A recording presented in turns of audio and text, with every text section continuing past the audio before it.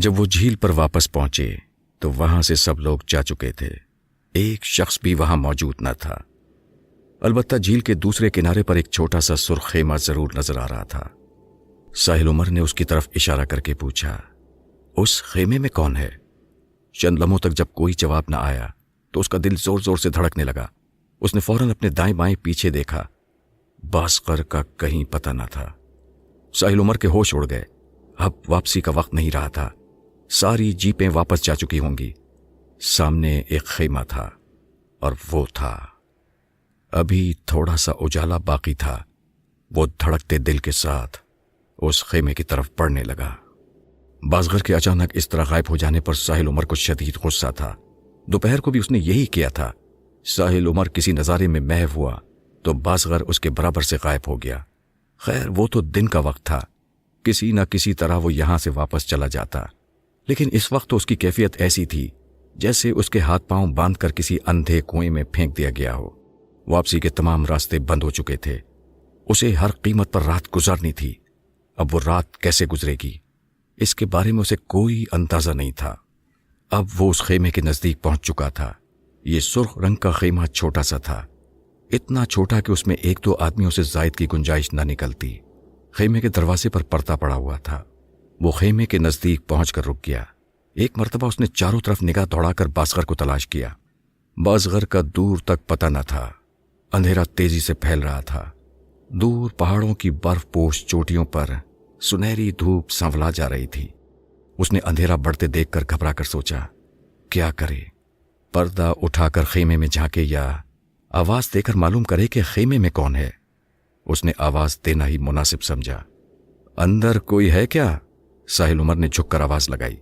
پھر چند لمحے انتظار کیا، کوئی جواب نہ آیا تو پھر آواز لگائی، اندر کون ہے؟ اندر سے پھر کوئی جواب نہ آیا۔ اسے خیمے پر سناٹا طاری نظر آیا۔ خیمے میں شاید کوئی نہیں تھا۔ اب اس نے آگے بڑھ کر پردہ ہٹا کر اندر جھانکنے کا فیصلہ کیا۔ اس نے سامنے پردے کو ہاتھ لگایا تو وہ نہیں کھلا۔ دونوں پردوں کو بڑے بڑے سوراخوں میں سفید رسی سے پرو کر بند کر دیا گیا تھا۔ اس رسی کو اندر کی طرف سے بھی کھولا جا سکتا تھا اور باہر کی طرف سے بھی۔ ساحل عمر نے اکڑو بیٹھ کر پردے کی رسی کھولی، پھر رسی ڈھیلی کر کے پردے کو نیچے سے تھوڑا سا اوپر اٹھایا۔ اندر جھانک کر دیکھا، اندر کوئی نہ تھا۔ اس نے خیمے کے اندر گھسنے کا فیصلہ کیا۔ اندر جانے سے پہلے اس نے کھڑے ہو کر ایک مرتبہ پھر چاروں طرف نظریں گھمائیں، لیکن اسے کہیں بازغر نظر نہ آیا، نہ اس خیمے کا مالک نظر آیا۔ اس نے برف پر بیٹھ کر اپنے جوتے اتارے اور ہاتھوں کے بل گردن جھکا کر اندر داخل ہو گیا۔ اندر بیٹھ کر اس نے اپنے جوتے اٹھائے اور اندر ایک کونے میں رکھ دیے۔ پھر اس نے خیمے کا جائزہ لیا۔ اس خیمے میں ضرورت کی ہر چیز موجود تھی، آرام دہ بستر، زبردست اونی کمبل، پہننے کے لیے گرم کپڑے، کھانا، چائے، ایمرجنسی لائٹ۔ کیا چیز ایسی تھی جو وہاں نہیں تھی؟ اس خیمے میں بڑے آرام سے رات گزاری جا سکتی تھی، بشرطیہ کہ خیمے والے نے اسے آ کر باہر نہ نکال پھینکا۔ آج کا پورا دن ساحل عمر نے جھیل پر گھومتے پھرتے گزارا تھا۔ اس پر تھکن طاری ہو رہی تھی۔ ایسا پر آسائش خیمہ دیکھ کر مزید دل مچل گیا تھا۔ اس نے ایمرجنسی لائٹ جلا کر ہاٹ پاٹ پر رکھی اور اس کے برابر رکھا ہوا تھرماس اٹھا لیا۔ اس کا ڈھکن کھول کر جھانکا تو اس میں سے بھاپ اڑتی نظر آئی۔ وہ پورا تھرماس نفیس چائے سے بھرا ہوا تھا۔ ایک کپ میں چائے بھر کر اس نے تھرماس بند کر دیا اور کمبل اپنے جسم پر ڈال کر نیم دراز ہو کر چائے پینے لگا۔ چائے کا پہلا گھونٹ لیا تو ایک لطیف ذائقہ حلق سے اترتا چلا گیا۔ وہ بہت مزیدار چائے تھی۔ چائے پی کر وہ تکیا سر کے نیچے کھسکا کر کچھ دیر آرام کی غرض سے لیٹ گیا۔ اس نے کمبل اپنے سینے تک ڈال لیا۔ سردی آہستہ آہستہ بڑھ رہی تھی۔ جسم کو تھوڑا آرام ملا تو اس کی آنکھیں بند ہونے لگیں۔ پھر وہ یہ سوچتے سوچتے نیند کی آغوش میں چلا گیا کہ جانے کب خیمے والا آ جائے اور اسے خیمے سے باہر کر دے۔ 2 گھنٹے بعد اس کی آنکھ کھلی۔ اس نے گھبرا کر چاروں طرف دیکھا کہ وہ کہاں لیٹا ہے۔ وہ ابھی خیمے میں ہی تھا اور خیمے کی ہر چیز اپنی جگہ جوں کی توں موجود تھی۔ کلائی گھڑی دیکھنے سے اندازہ ہوا کہ وہ 2 گھنٹے نہایت اطمینان سے سویا ہے۔ اٹھا تو بھوک کا شدت سے احساس ہوا۔ اس نے ایمرجنسی لائٹ بستر پر رکھی اور ہاٹ پاٹ کھول کر اس نے کھانا پلیٹ میں نکال لیا۔ بڑے مزے سے اس نے روسٹ مرغی تنوری نان سے کھائی۔ اس کھانے کا ذائقہ بھی بالکل مختلف اور بہترین تھا۔ پانی کے بھرے ہوئے کین سے پانی گلاس میں نکال کر خوب سیر ہو کر پیا۔ یہ پانی نہایت شفاف اور لطیف تھا۔ جانے یہ کس کا خیمہ تھا، جانے کون اتنے اہتمام سے یہاں رات گزارنے آیا تھا، جانے وہ خیمہ چھوڑ کر کیوں چلا گیا تھا۔ ساحل عمر نے بڑے اطمینان سے اس خیمے پر قبضہ کر لیا تھا اور اپنے ابا جی کا مال سمجھ کر یہاں رہنے اور کھانے پینے میں مشغول تھا۔ اندر سے اس کا دل ملامت کر رہا تھا، لیکن وہ یہاں رہنے اور یہاں موجود چیزوں کو استعمال کرنے پر مجبور تھا۔ پھر اس نے باہر نکلنے کا ارادہ کیا۔ اس نے اونی اوور کوٹ پہنا، بالوں والی گول اور اونچی ٹوپی سر پر رکھی، دستانے اور موزے چڑھائے۔ اپنے چپل پہننے لگا تو اسے ایک طرف جوتے رکھے ہوئے نظر آئے۔ اس نے وہ بوٹ پہن لیے اور ایمرجنسی لائٹ لے کر خیمے سے باہر آ گیا۔ باہر گہرا سناٹا طاری تھا، اتنا گہرا سناٹا کہ اگر کوئی سوئی زمین پر پھینکی جائے تو شاید اس کی آواز بھی سنائی دے جائے۔ ساحل عمر ایک پرشور شہر کا باسی تھا۔ اتنا گہرا سناٹا اس نے کاہے کو دیکھا تھا؟ یہ سناٹا اس کی روح میں اترا جاتا تھا۔ چاند نکل آیا تھا، لیکن وہ ابھی پہاڑوں کے پیچھے تھا۔ چاندنی برف پوش پہاڑوں پر برس رہی تھی۔ یہ برف پوش چوٹیاں برف کا لبادہ اوڑھے چاند کی روشنی میں چمک رہی تھیں۔ یہ ایک سحر انگیز نظارہ تھا۔ ساحل عمر ان چمکتی چوٹیوں کو مبہوت ہو کر دیکھنے لگا۔ یہ ایک نادر حسن تھا۔ ایسا حسن دیکھنے کو کہاں ملتا ہے؟ پھر وہ جھیل کے اطراف ٹہلنے لگا۔ اسے بازغر کا انتظار تھا۔ اس کی تلاش میں نظریں ادھر ادھر بھٹک کر واپس آ جاتی تھیں۔ آسمان روشن تھا، بالکل صاف تھا۔ چاند دھیرے دھیرے اوپر اٹھتا جا رہا تھا۔ ساحل عمر کا جہاں خیمہ تھا وہاں ابھی اندھیرا تھا۔ وہ جگہ پہاڑ کے سائے میں تھی۔ پھر اچانک ہی چاند پہاڑ کی اوٹ سے نکل آیا۔ جھیل سیف الملوک ایک دم روشن ہو گئی۔ اس پیالہ نما جھیل میں چاند کا عکس نظر آنے لگا۔ چاروں طرف دودھیائی چاندنی پھیل گئی۔ برف سے ڈھکے پہاڑوں پر چاندنی کچھ اس طرح منعکس ہو رہی تھی کہ یوں محسوس ہوتا تھا کہ جیسے اچانک چاندنی کا سیلاب آ گیا ہو۔ آج چاند کچھ ضرورت سے زیادہ روشن تھا۔ بازغر نے صحیح کہا تھا، یہ 14ویں کے چاند کی کوئی خاص رات تھی۔ چاندنی رات میں نہائی جھیل سیف الملوک دن کی روشنی کے مقابلے میں کہیں حسین نظر آ رہی تھی۔ یہ ایک ایسا نظارہ تھا جس کے لیے پتھر کا ہوا ہوا جا سکتا تھا۔ ساحل عمر چاندنی رات میں نہائی جھیل سیف الملوک کو دیکھ کر وجد میں آ گیا۔ اسے بے اختیار اللہ یاد آیا اور اسے خدا مسکراتا ہوا محسوس ہوا۔ دیکھا میرا جمال، میں یہاں ہوں، میں کہاں نہیں ہوں۔ پھر ایک گونج سی پیدا ہوئی، جیسے پوری فضا گنگنا اٹھی ہو، جیسے یہاں کی ہر شے پکار اٹھی ہو، اللہ اکبر، اللہ اکبر۔ اور یہ وہ لمحہ تھا جب ساحل عمر نے سوچا کہ وہ کھڑے کھڑے پتھر کا ہو جائے، بس اسے دیکھنے والی آنکھ مل جائے اور یہ نظارہ ہمیشہ ہمیشہ کے لیے اس کی آنکھوں میں منجمد ہو جائے۔ وہ اس نظارے کو دیکھ کر کبھی نہ تھکے۔ تب اسے بازغر یاد آیا۔ وہ اسے بہت اچھا لگا۔ اس نے اسے فوراً معاف کر دیا۔ یہ بازغر ہی تو تھا جس کی بدولت وہ جھیل کے اس حسن سے روشناس ہوا تھا۔ ساحل عمر نے گھڑی دیکھی۔ گھڑی میں اس وقت رات کا 1 بجا تھا۔ چاند اپنے پورے شباب پر تھا۔ گہرا سناٹا، سخت سردی، برستی ہوئی چاندنی، گنگناتی فضا۔ وہ اس نظارے کو اپنی آنکھوں میں بھر لینا چاہتا تھا، اپنی روح میں اتار لینا چاہتا تھا۔ وہ اپنے آپ کو بھول جانا چاہتا تھا، اس وادی میں کھو جانا چاہتا تھا۔ اچانک اسے ہنسی کی آواز سنائی دی۔ وہ چونکا، ارے یہاں کون ہے؟ اس کے علاوہ بھی یہاں کوئی ہے۔ وہ ایک ہنسی کی آواز نہ تھی، وہ کئی ہنسیوں کی آواز تھی۔ ارے یہاں کون ہنس رہا ہے؟ شاید یہ وادی ہنس رہی ہے، کائنات گنگنا رہی ہے۔ پھر اس نے سامنے نگاہ کی تو پہاڑ کے پیچھے سے ان ہنسنے والیوں کو آتے دیکھا۔ وہ بڑی تیزی سے لہراتی ہوئی چلی آ رہی تھیں۔ چھن چھن گھنگرو بج رہے تھے، نقرائی ہنسی کے فوارے چھوٹ رہے تھے۔ ساحل عمر جلدی سے خیمے کی اوٹ میں چلا گیا۔ پھر جب اس نے دیکھا کہ وہ اسی طرف آ رہی ہیں تو وہ جلدی سے خیمے میں گھس گیا اور پردے کی اوٹ سے باہر جھانکنے لگا۔ 8 سبز لبادے میں تھیں اور ان میں سے ایک جو ان کے درمیان تھی وہ سفید ریشمی لبادے میں تھی۔ اس کے سر پر رومال بندھا ہوا تھا۔ باقی 8 ننگے سر تھیں اور ان کے سنہری بال کھلے ہوئے تھے۔ وہ ابھی ذرا دور تھیں اس لیے ان کے چہرے واضح نہ تھے۔ پھر جب وہ قریب آ گئیں تو ساحل عمر نے دیکھا کہ وہ 8 کی 8 اپنے حسن میں یکتا ہیں۔ اور وہ نوی جو ان کے درمیان سبز پتوں میں کھلے کسی سفید پھول کی طرح تھی، اس کے حسن کی کوئی مثال نہ تھی۔ وہ بے نظیر تھی، اپنے حسن کی مثال آپ تھی، اور یہ وہ تھی جس نے اس کے خوابوں میں آ کر ہلچل مچا دی تھی۔ وہ رشا ملوک تھی جس کے اس نے خواب دیکھے تھے۔ پھر اس نے رشا ملوک کو اپنے خوابوں سے چرا لیا تھا، اس نے اسے کاغذ پر اتار دیا تھا، ایک ایسی حسین پینٹنگ بنائی تھی کہ جو دیکھتا تھا دیکھتا رہ جاتا تھا۔ آج وہی پینٹنگ اس کے سامنے زندگی کا لبادہ اوڑھے پوری آب و تاب سے چمک رہی تھی۔ وہ بہت خوبصورت تھی، اتنی خوبصورت کہ آدمی پل کے چپکانا بھول جائے۔ وہ اس کے تصور سے بھی کہیں حسین تھی۔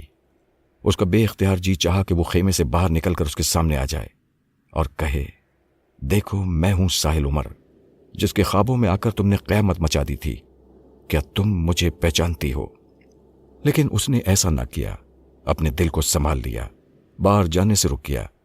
ہو سکتا ہے کہ وہ اسے پہچانتی نہ ہو، کیا ضروری ہے کہ وہ اگر اس کے خوابوں میں آتی تھی تو وہ بھی اس کے خوابوں میں آتا ہوگا؟ اگر اس نے پہچاننے سے انکار کر دیا تو پھر کیا ہوگا؟ اگر اس کے پاس رشا ملوک کی پینٹنگ ہوتی تو پھر کچھ بات بن سکتی تھی، وہ ثبوت کے طور پر اس پینٹنگ کو پیش کر سکتا تھا۔ ابھی وہ انہی سوچوں میں غلطا تھا کہ باہر ہلچل مچی۔ وہ 8 حسینائیں چھن چھن کرتی رشا ملوک سے دور ہوئیں، وہ چاروں طرف پھیل گئیں۔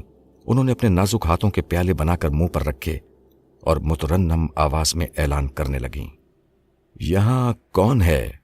اگر یہاں کوئی ہے تو اسے چاہیے کہ وہ اپنی آنکھوں پر ہاتھ رکھ لے، رشا ملوک کو ہم نہلائیں گے۔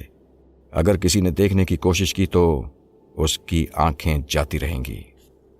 8 باندیاں یہ اعلان بار بار کر رہی تھیں اور اس اعلان کی گونج پہاڑوں تک سنائی دے رہی تھی۔ ساحل عمر کا دل بہت مچلا کہ وہ اپنی آنکھیں کھلی رکھے۔ پھر اس نے سوچا کہ اگر اس کی آنکھیں بے نور ہو گئیں تو وہ کیا کرے گا؟ آنکھیں ہیں تو جہاں ہے، یہ نظارے ہیں، اسے کسی قسم کی حماقت نہیں کرنا چاہیے۔ وہ دل پر جبر کر کے خیمے کے پردے کے پاس سے ہٹ گیا۔ وہ بستر پر سیدھا لیٹ کر خیمے کی چھت کو گھورنے لگا۔ خیمے کے باہر سے نقرئی قہقہوں کی آوازیں آتی رہیں اور وہ خیمے کی چھت کو گھورتا رہا۔ یہ ایک خاص رات تھی۔ 14ویں کا چاند یوں تو ہر ماہ ہی طلوع ہوتا تھا، لیکن یہ رات سال میں ایک مرتبہ آتی تھی۔ اس رات رشا ملوک اپنی ہمجولیوں اور باندیوں کے ساتھ جھیل پر نہانے کے لیے آتی تھی۔ یہ خاص غسل اس کے حسن میں مزید 4 چاند لگا دیتا تھا۔ اس رات رشا ملوک کے حسن بے مثال کو بے نقاب چاند نے دیکھا، ستاروں نے دیکھا، پہاڑوں نے دیکھا، جھیل کے پانی نے اسے اپنی آغوش میں لیا۔ محروم رہا تو صرف ساحل عمر۔ 2 باندیوں نے رشا ملوک کو ہاتھ پکڑ کر جھیل میں اتارا۔ جھیل میں اتر کر انہوں نے رشا ملوک کو لباس سے آزاد کیا اور اسے نہلانے لگیں۔ پھر وہ اسے جھیل کے اندر اتنی دور تک لے گئیں کہ وہ سر تک ڈوب گئیں۔ پھر چند لمحوں بعد وہ اچانک جھیل سے ابھریں تو پوری جھیل اس کے بدن کی روشنی سے منور ہو گئی۔ اس کے بدن کی چاندنی کے آگے چاند کی روشنی بھی جیسے ماند پڑ گئی تھی۔ جھیل سے نکلتے ہی اسے لباس پہنا دیا گیا اور پھر اعلان ہوا، اب کوئی چاہے دیکھے یا سوئے، اس کی مرضی، ہم تو چلے۔ یہ اعلان دیر تک گونجتا رہا۔ ساحل عمر بڑی بےتابی سے خیمے کے دروازے پر آیا۔ اس نے باہر جھانک کر دیکھا، اب وہاں کچھ نہ تھا، نہ رشا ملوک تھی نہ اس کی ہمجولیاں، وہ ایک دم ہی فضا میں تحلیل ہو گئی تھیں۔ ساحل عمر تڑپ کر خیمے سے باہر نکلا۔ اس نے چاروں طرف آنکھیں پھاڑ پھاڑ کر دیکھا، مگر بے سود۔ اب وہاں دور تک کوئی نہ تھا، وہی سناٹا تھا، وہی چاند تھا اور نکھری ہوئی چاندنی تھی، وہی سحر انگیز فضا تھی۔ ساحل عمر کو جیسے شبہ ہوا کہ کہیں وہ کوئی خواب تو نہیں دیکھ رہا۔ اس نے دستانہ اتار کر اپنے گال پر چٹکی بھری، فوراً ہی اس کے منہ سے کرراہ نکل گئی۔ یہ خواب نہ تھا، اس نے جو دیکھا تھا وہ کھلی آنکھوں سے دیکھا تھا۔ وہ کچھ دیر جھیل پر ٹہلتا رہا، بار بار پلٹ کر ادھر دیکھ لیتا تھا جدھر سے رشا ملوک ہنستی مسکراتی آئی تھی۔ جس طرح روز روز عید نہیں ہوتی، ویسے ہی روز روز محبوب کی دید نہیں ہوتی۔ پھر وہ پوری رات اس نے جاگ کر اور ٹہل کر گزار دی۔ ایسی حسین جگہ ہو، فضا خوابناک ہو اور محبوب کی دید کا امکان ہو تو پھر کس کافر کو نیند آتی ہے؟ وہ 4 ساڑھے 4 بجے تک جھیل کے کنارے ٹہلتا رہا۔ جب چاندنی بے نور ہونے لگی، منظر دھندلانے لگا اور اس کی آنکھوں میں نیند اترنے لگی تو وہ خیمے میں چلا گیا۔ خیمے کی ڈوریاں کس کر وہ بستر پر دراز ہو گیا۔ ایسی سردی میں ایسا نرم گرم بستر۔ وہ کمبل اوڑھ کر جب اس نے آسودگی سے پاؤں پھیلائے تو اس کی آنکھوں میں خمار بھرنے لگا۔ پھر اسے نیند کی آغوش میں جاتے ہوئے چند منٹ سے زیادہ نہ لگے۔ جب ساحل عمر گہری نیند میں ڈوب گیا تو خیمے کے باہر آہٹ ہوئی۔ قدموں کی چاپ خیمے کے دروازے پر آ کر رک گئی۔ آنے والے نے پردے کے درمیان سے اندر جھانک کر دیکھا۔ اندر ایمرجنسی لائٹ روشن تھی اور ساحل عمر منہ پر کمبل ڈالے پرسکون انداز میں سو رہا تھا۔ آنے والے نے خیمے کے پردے کی رسیاں کھول ڈالیں اور پردے کے پٹ خیمے کے اوپر دائیں بائیں ڈال دیے۔ پھر وہ کسی بندر کی طرح چاروں ہاتھ پاؤں پر چلتا ہوا بڑی احتیاط کے ساتھ خیمے میں داخل ہوا۔ اس نے آہستہ آہستہ ساحل عمر کے چہرے سے کمبل کھینچا۔ جب کمبل ساحل عمر کی ناک تک ہٹ گیا تو آنے والے نے اپنی جیب سے ایک پتھر کا ٹکڑا نکالا اور اس کی ناک پر رکھ دیا۔ چند لمحے اس نے اس پتھر کو اس کی ناک پر رکھا رہنے دیا۔ پھر 3 بار اس نے اس پتھر کو اس کی ناک پر رگڑا اور اطمینان بھرا سانس لے کر اس نے اس پتھر کو دوبارہ جیب میں ڈال لیا۔ پھر آنے والا خیمے سے باہر نکل آیا۔ باہر نکل کر اس نے اپنے دونوں ہاتھوں کا بھونپو بنا کر ایک عجیب سی آواز نکالی۔ یہ آواز کسی چیخ سے مشابہ تھی۔ اس چیخ کے نمودار ہوتے ہی پتھر کی ایک گاڑی پہاڑ کی اوٹ سے برآمد ہوئی اور بہت تیز رفتاری سے چلتی ہوئی خیمے کے پاس آ کر ٹھہر گئی۔ یہ ایک کھلی گاڑی تھی۔ اس میں 2 پہیے لگے ہوئے تھے اور آگے تہکال اس میں جتا ہوا تھا۔ گاڑی بان کوئی نہ تھا، تہکال خود ہی اس کو چلاتا ہوا لایا تھا۔ اس گاڑی کے پیچھے البتہ 4 بندے ساتھ ساتھ بھاگتے ہوئے آئے تھے۔ دانا، کیا حکم ہے؟ وہ چاروں ہاتھ باندھ کر غلاموں کی طرح اس شخص کے سامنے کھڑے ہو گئے جس نے چیخ مار کر انہیں طلب کیا تھا۔ وہ بازغر تھا۔ خیمہ اکھاڑو، بازغر نے چاروں کو حکم دیا۔ چند لمحوں میں ان چاروں نے خیمے کے چاروں کونٹے اکھاڑ لیے اور خیمہ اس آہستگی سے ساحل عمر کے اوپر سے اتارا کہ ذرا سا بھی شور نہ ہوا۔ دانا کو احتیاط سے اٹھا کر ماں بستر گاڑی پر رکھ دو، بازغر نے دوسرا حکم دیا۔ ان چاروں غلاموں نے ساحل عمر کو ماں بستر اٹھا کر گاڑی پر رکھ دیا۔ بازغر نے ساحل عمر کو کمبل اچھی طرح اڑا دیا اور پھر ایک ریشمی ڈوری سے ساحل عمر کو اس طرح باندھ دیا کہ وہ گاڑی سے پھسل کر نیچے نہ گرے۔ اس کے بعد بازغر نے تہکال کے سر پر ہاتھ رکھا اور بولا، تہکال، بہت احتیاط سے، دیکھ دانا کو کوئی تکلیف نہ ہو۔ یہ کہہ کر اس نے منہ سے مخ کی آواز نکالی اور بڑی تیزی سے پیچھے ہٹ گیا۔ تہکال ساحل عمر کو برق رفتاری سے لے چلا۔ چند لمحوں میں وہ پہاڑ کی اوٹ میں چلا گیا۔ تم لوگ خیمہ اور اس کا سامان سمیٹ کر پہنچو، میں چلتا ہوں، بازغر ان سے مخاطب ہوا۔ اچھا دانا، اس میں سے ایک غلام نے معتبانہ کہا۔ بازغر نے اپنے دونوں ہاتھ فضا میں لہرائے، پھر وہاں کچھ نہ رہا۔ جب ساحل عمر کی آنکھ کھلی تو پھر اس کی سمجھ میں ہی نہ آیا کہ وہ کہاں ہے۔ وہ جھیل سیف الملوک کے نزدیک نصب ایک پرآسائش خیمے میں سویا تھا۔ اب نہ وہ خیمہ تھا نہ وہ مقام تھا، البتہ بستر وہی تھا۔ وہ گھبرا کر اٹھ بیٹھا۔ وہ کہاں آ گیا؟ یہ ایک چھوٹا سا کمرہ تھا۔ اس کمرے کی دیواریں پتھروں کی تھیں۔ کمرہ گول تھا۔ زمین پر سفید بالوں کا قالین بچھا ہوا تھا۔ اس قالین کے اوپر ساحل عمر کا بستر تھا اور یہ بستر کمرے کے عین درمیان میں تھا۔ گنبد نما چھت تھی اور یہ چھت اطراف سے کھلی ہوئی تھی جس سے روشنی اندر آ رہی تھی۔ سامنے ایک دروازہ تھا جو بند تھا۔ پھر ساحل عمر نے اپنی پشت کی طرف گھوم کر دیکھا تو حیران رہ گیا۔ سامنے دیوار پر ایک قد آدم تصویر بنی ہوئی تھی۔ یہ تصویر ساحل عمر کی تھی۔ صورت تو ساحل عمر کی تھی لیکن لباس ساحل عمر کا نہ تھا۔ وہ ایک بند گلے کا کوٹ پہنے ہوئے تھا۔ سر پر آسمانی رنگ کا صافہ تھا۔ کوٹ کے کالر پر 2 ہیرے لگے ہوئے تھے جو جگمگا رہے تھے۔ گلے میں ایک کالی ڈوری میں بندھی انگوٹھی پڑی تھی۔ یہ چاندنی کی انگوٹھی تھی اور اس میں سبز رنگ کا گول پتھر لگا ہوا تھا۔ کوٹ کا رنگ سرمئی تھا۔ ساحل عمر بستر کو چھوڑ کر اس تصویر کے پاس آ کر کھڑا ہوا۔ اس نے پہلے تو چیک کیا کہ یہ تصویر کس چیز سے بنائی گئی ہے۔ یہ تصویر چھوٹے چھوٹے رنگین پتھروں سے بنائی گئی تھی اور اتنی نفاست سے بنائی گئی تھی کہ دور سے دیکھنے پر پینٹنگ نظر آتی تھی۔ اس تصویر کو بہت محنت اور بڑی مہارت سے بنایا گیا تھا۔ یہ ایک جیتی جاگتی تصویر تھی۔ ساحل عمر اپنی اس تصویر کو دیکھ کر ششدر رہ گیا۔ اگر اس تصویر کا خالق اس کے سامنے ہوتا تو وہ بے اختیار اس کے ہاتھ چوم لیتا۔ تبھی دروازہ کھلا اور وہ ہستی پوری شان سے چلتی ہوئی اندر آئی جس نے اس تصویر کو تخلیق کیا تھا۔ ساحل عمر اپنی تصویر کو دیکھنے میں اس قدر محو تھا کہ اسے یہ بھی نہ پتہ چلا کہ کوئی خاموشی سے اس کے پیچھے آ کر کھڑا ہوا ہے۔ ایک دل فریب خوشبو نے اچانک اسے اپنی گرفت میں لے لیا۔ اس سے پہلے کہ وہ پیچھے مڑ کر دیکھتا، عقب سے آواز آئی، کیا دیکھتے ہیں؟ یہ ایک مانوس آواز تھی۔ ساحل عمر بڑی بے قراری سے پلٹا۔ وہ کیا پلٹا جیسے اس کی دنیا ہی پلٹ گئی، جیسے اس کی تقدیر بدل گئی۔ اسے اپنے خوابوں کی تعبیر مل گئی۔ گویا اسے وہ مل گیا جو سب کو کہاں ملتا ہے، محبوب تو نصیبوں والوں کو ملتا ہے۔ وہ نصیبوں والا تھا۔ اس کے سامنے رشا ملوک کھڑی تھی، شرمیلے چہرے اور نیچی نگاہوں کے ساتھ۔ کون ہیں آپ؟ ساحل عمر کے ہونٹوں پر شریر مسکراہٹ تھی۔ وہ اسے پہچان کر بھی نہ پہچانا۔ کون ہوں میں؟ رشا ملوک نے اپنی جھیل جیسی آنکھوں سے پلکوں کا شامیانہ ہٹایا اور اسے گہری نگاہوں سے دیکھا۔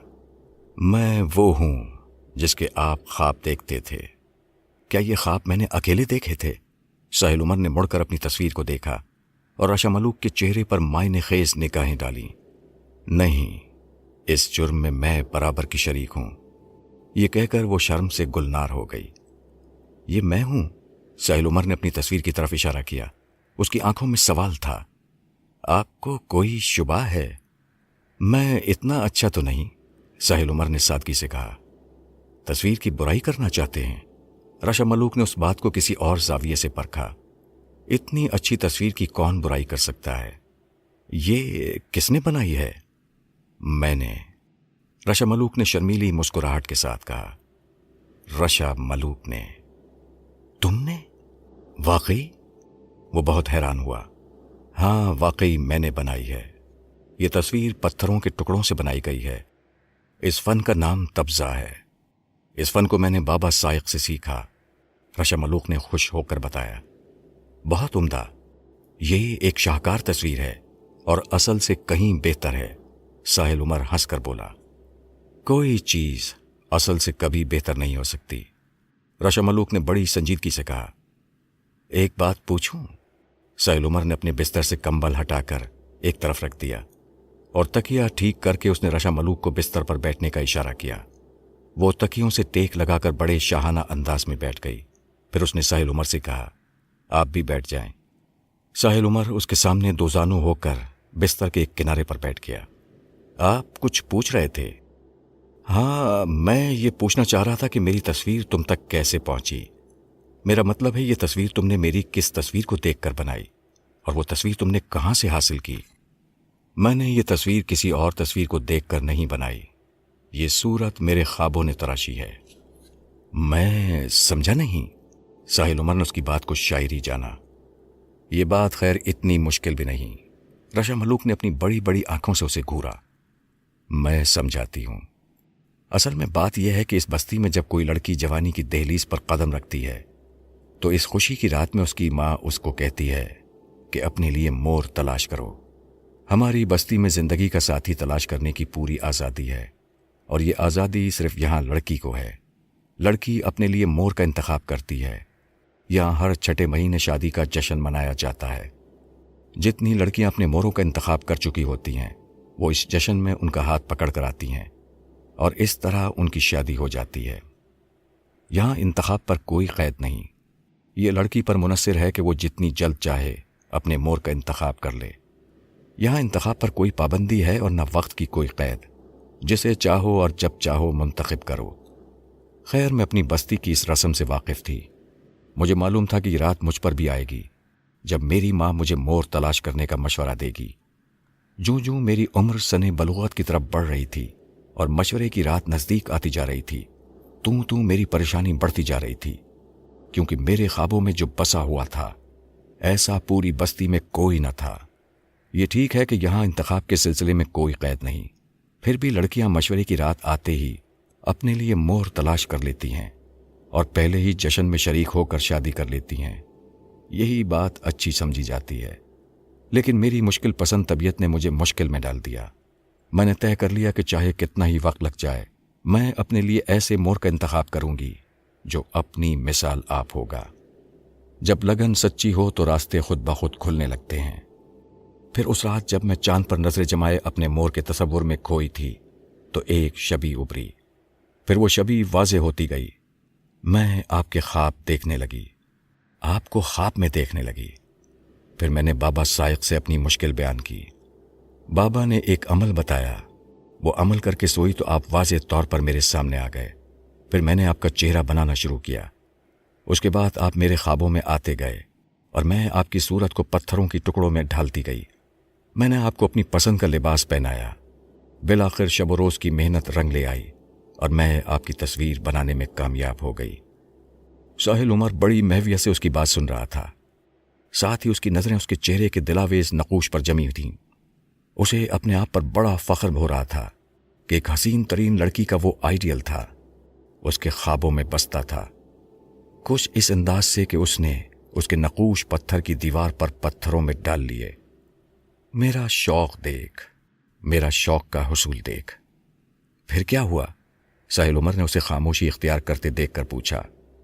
بس پھر کیا ہونا تھا، روز آپ کی تصویر کو دیکھتی تھی اور سوچتی تھی۔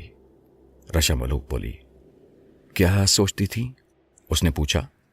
سوچتی تھی اور اپنے آپ سے مخاطب ہو کر سوال کرتی تھی۔ دیکھ رشا ملوک، تو نے سپنوں کے شہزادوں کی تصویر تو بنا لی، پر اب تو اسے پائے گی کس طرح؟ اس تصویر سے تو تیری شادی نہیں ہو سکتی۔ اسے ڈھونڈ، اسے تلاش کر، یہ کہاں ہے؟ پھر میں نے آپ کو ڈھونڈنا شروع کیا، میرے پاس جو بھی ذرائع تھے سب استعمال کر ڈالے، لیکن یہ معلوم نہ ہو سکا کہ آپ کہاں ہیں۔ اتنا مجھے یقین تھا کہ جب آپ میرے خوابوں میں آتے ہیں تو آپ کا وجود کہیں نہ کہیں ضرور ہے۔ جب میں بہت زیادہ پریشان ہوئی تو بابا سائق کی خدمت میں حاضری دی، ان سے اپنا مسئلہ بیان کیا تو انہوں نے 3 راتوں کے بعد مجھے بلایا۔ یہ 3 راتیں میں نے بڑی بے قراری سے گزاری۔ جب میں 4تھی رات ان کی خدمت میں حاضر ہوئی تو ان کے ہونٹوں پر تبسم تھا۔ میں سمجھ گئی کہ میرا گوہر مراد مل گیا۔ پھر انہوں نے آپ کے ملنے کی خوشخبری سنائی، ساتھ میں کچھ پریشان کن باتیں بھی بتائیں۔ میں نے ان باتوں کو صبر و سکون کے ساتھ سنا اور انہیں اپنا فیصلہ سنایا کہ اب جو بھی ہو میں نے اسے اپنا مور چن لیا ہے۔ میرا فیصلہ سن کر بابا سائق خاموش ہو گئے۔ پھر مجبور ہو کر انہوں نے آپ کے حصول کے لیے کارروائی شروع کی۔ ایک طرف آپ کی حفاظت کا مسئلہ تھا تو دوسری طرف آپ کو اپنی بستی کی طرف لانا تھا۔ اس کام کو بابا سائق نے بڑی دانائی سے کیا۔ انہوں نے آپ کے پاس بازغر کو روانہ کیا۔ اس کے بعد جو کچھ آج تک ہوا اس سے آپ واقف ہیں۔ رشا ملوک یہ کہہ کر خاموش ہو گئی۔ کچھ اسی طرح کا قصہ میرے ساتھ بھی ہوا، تم تو جانتی ہوگی۔ ہاں کچھ جانتی ہوں، کچھ نہیں جانتی۔ آپ سنائیں، آپ کی زبانی سن کر دل کو سکون ملے گا۔ جس طرح تم نے مجھے خوابوں میں دیکھا ویسے ہی تم میرے خوابوں میں آئی۔ میں نے تمہیں خوابوں میں دیکھا، پھر میں نے سینکڑوں لڑکیوں کی تصویریں دیکھ کر ان میں سے تمہیں نکالا، تمہاری تصویر بناتا گیا۔ میں نے تمہیں دلہن والا لباس پہنا دیا اور تمہاری تصویر کو انوکھا بنانے کے لیے تمہاری پیشانی پر جھومر کی جگہ ایک بچھو کو بنا دیا۔ ساحل عمر نے اس کے چہرے کی طرف دیکھتے ہوئے کہا، کتنا برا کیا آپ نے؟ وہ ناراضی سے بولی، ہاں واقعی میں نے برا کیا، وہ بچھو میری جان کا عذاب بن گیا۔ ہاں جب بازغر آپ سے مل کر آیا تو اس نے بڑی حیرت سے بتایا کہ آپ نے میری تصویر بنا لی ہے، پھر ساتھ ہی غصے کا اظہار کیا کہ اس نے تمہاری پیشانی پر عور کو بٹھا دیا ہے۔ مجھے یہ جان کر بڑی خوشی ہوئی کہ یہ آگ یک طرفہ نہیں۔ اگر میں نے آپ کو اپنا مور منتخب کر لیا تو آپ نے بھی اپنے مور ہونے کی تصدیق کر دی ہے۔ البتہ عور کا میری پیشانی پر ہونا میرے لیے بھی باعث پریشانی تھا، لیکن اس میں آپ کا کوئی قصور نہ تھا۔ یہ لوگ ہیں ہی اس قسم کے، وہ عور جن کا بیٹا ہے، ان کا کام ہی لوگوں کو تکلیف میں مبتلا کرنا ہے۔ وہ اس تصویر کے ذریعے مجھ پر اپنا تسلط جمانا چاہتا تھا، لیکن وہ ایسا نہ کر سکا۔ بالآخر اسے میری پیشانی کو چھوڑنا پڑا۔ پھر اس نے وہاں جو جال پھیلایا اس سے میں اچھی طرح واقف ہوں، اور ابھی خطرہ پوری طرح نہیں ٹلا ہے۔ ہمیں پوری طرح چوکنا رہنا ہے۔ وہ چاہتا ہے کہ میں اسے اپنا مور منتخب کر لوں۔ رشا ملوک نے انکشاف کیا۔ ارے نہیں، ساحل عمر بے اختیار چونک اٹھا۔ ایسے کیسے ہو سکتا ہے؟ یہ میں سچ کہہ رہی ہوں، رشا ملوک نے اس کی آنکھوں میں دیکھتے ہوئے کہا۔ اس کا قبیلہ ہماری بستی کے نزدیک ہی آباد ہے، لیکن آپ کو پریشان ہونے کی ضرورت نہیں، آپ اس وقت محفوظ ترین مقام پر ہیں۔ रशा मलूक, क्या तुम जानती हो कि ये लोग मेरे पीछे क्यों लगे हुए हैं? सबकी अपनी अपनी गरज है, और कुछ और चाहता है, और वो जादूगरनियां कुछ और चाहती हैं। क्या ये सही है कि बरखा मुझे जिंदगी से महरूम करके अपनी साहिराना क़ुव्वतें बढ़ाना चाहती है? हाँ, ये बात बिल्कुल ठीक है। वो एक खतरनाक साहिरा है।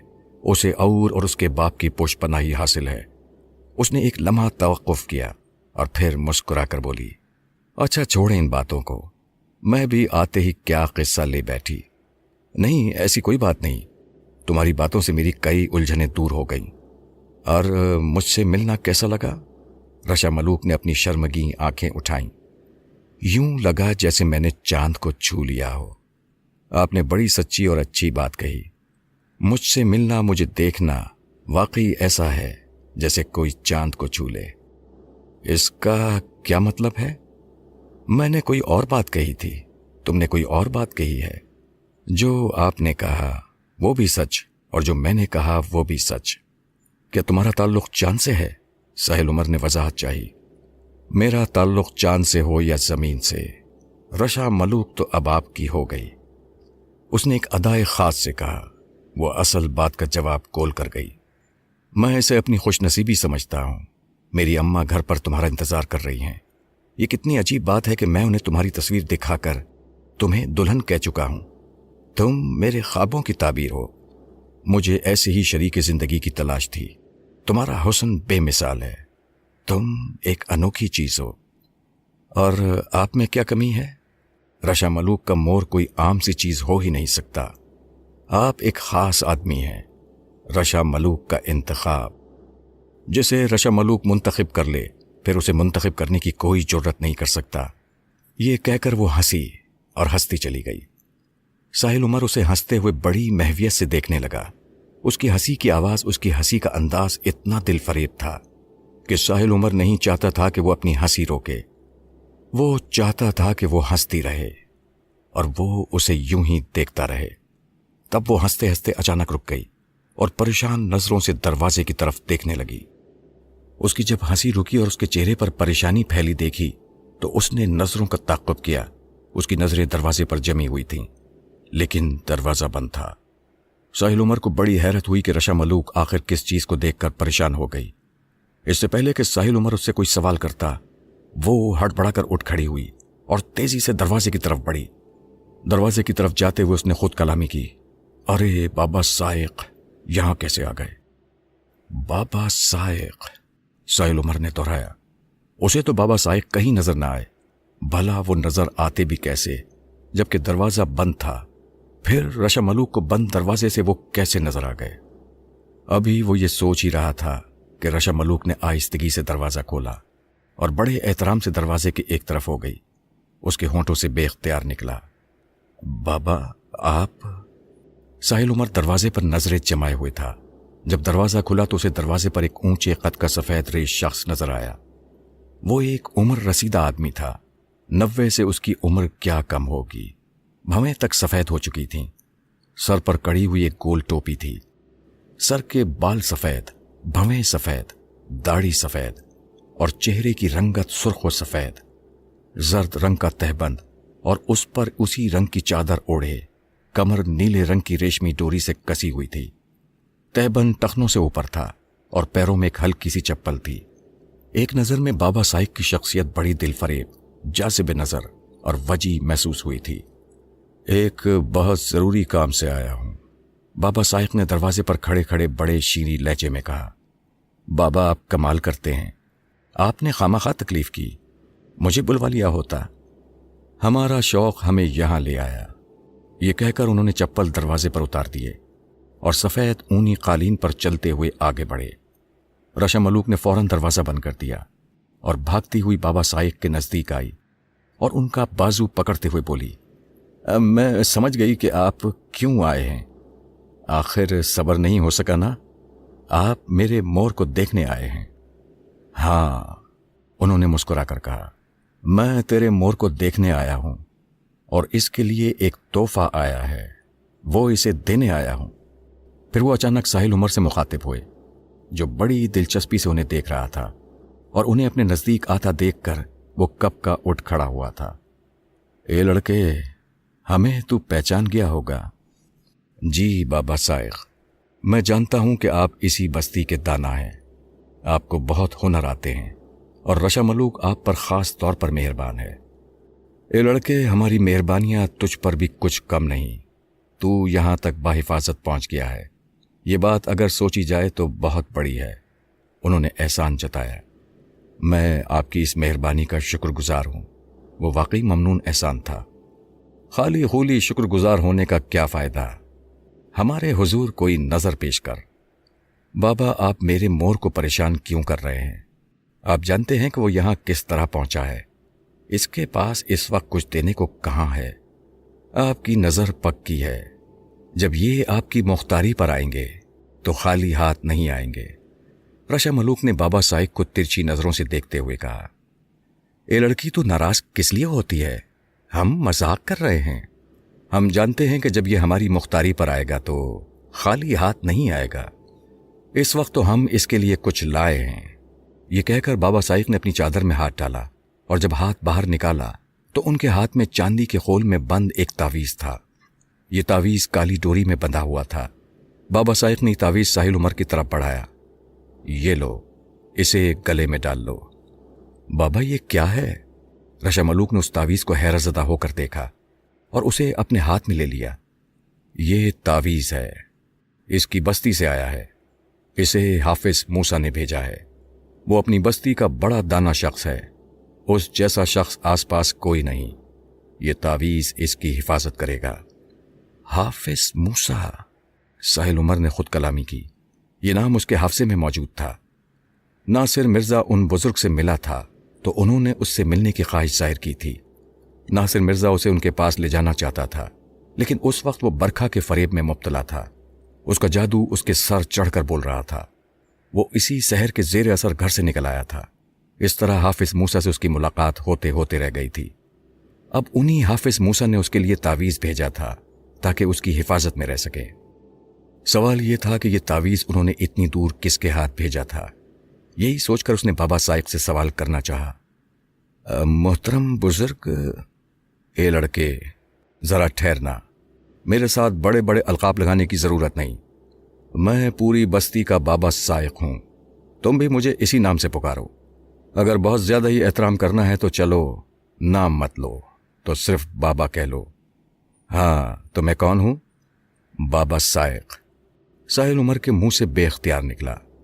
उसके इस अंदाज पर दोनों ही हंस पड़े। ये हुई ना बात। अब कहो क्या कहते हो? बाबा, मैं ये पूछना चाह रहा था कि ये तावीज आप तक कैसे पहुंचा। हाफिज मूसा को ये कैसे मालूम हुआ कि मैं यहां हूं, आपकी बस्ती में? ए लड़के, बाबा जरा ठहरिए। मेरा नाम ए लड़के नहीं, साहिल उमर है। आप मुझे मेरे नाम से पुकारें तो मुझे खुशी होगी। साहिल उमर ने मुस्कुराकर बड़े मौतबाना अंदाज में कहा तो रशा मलूक मुंह फेर कर मुस्कुराने लगी।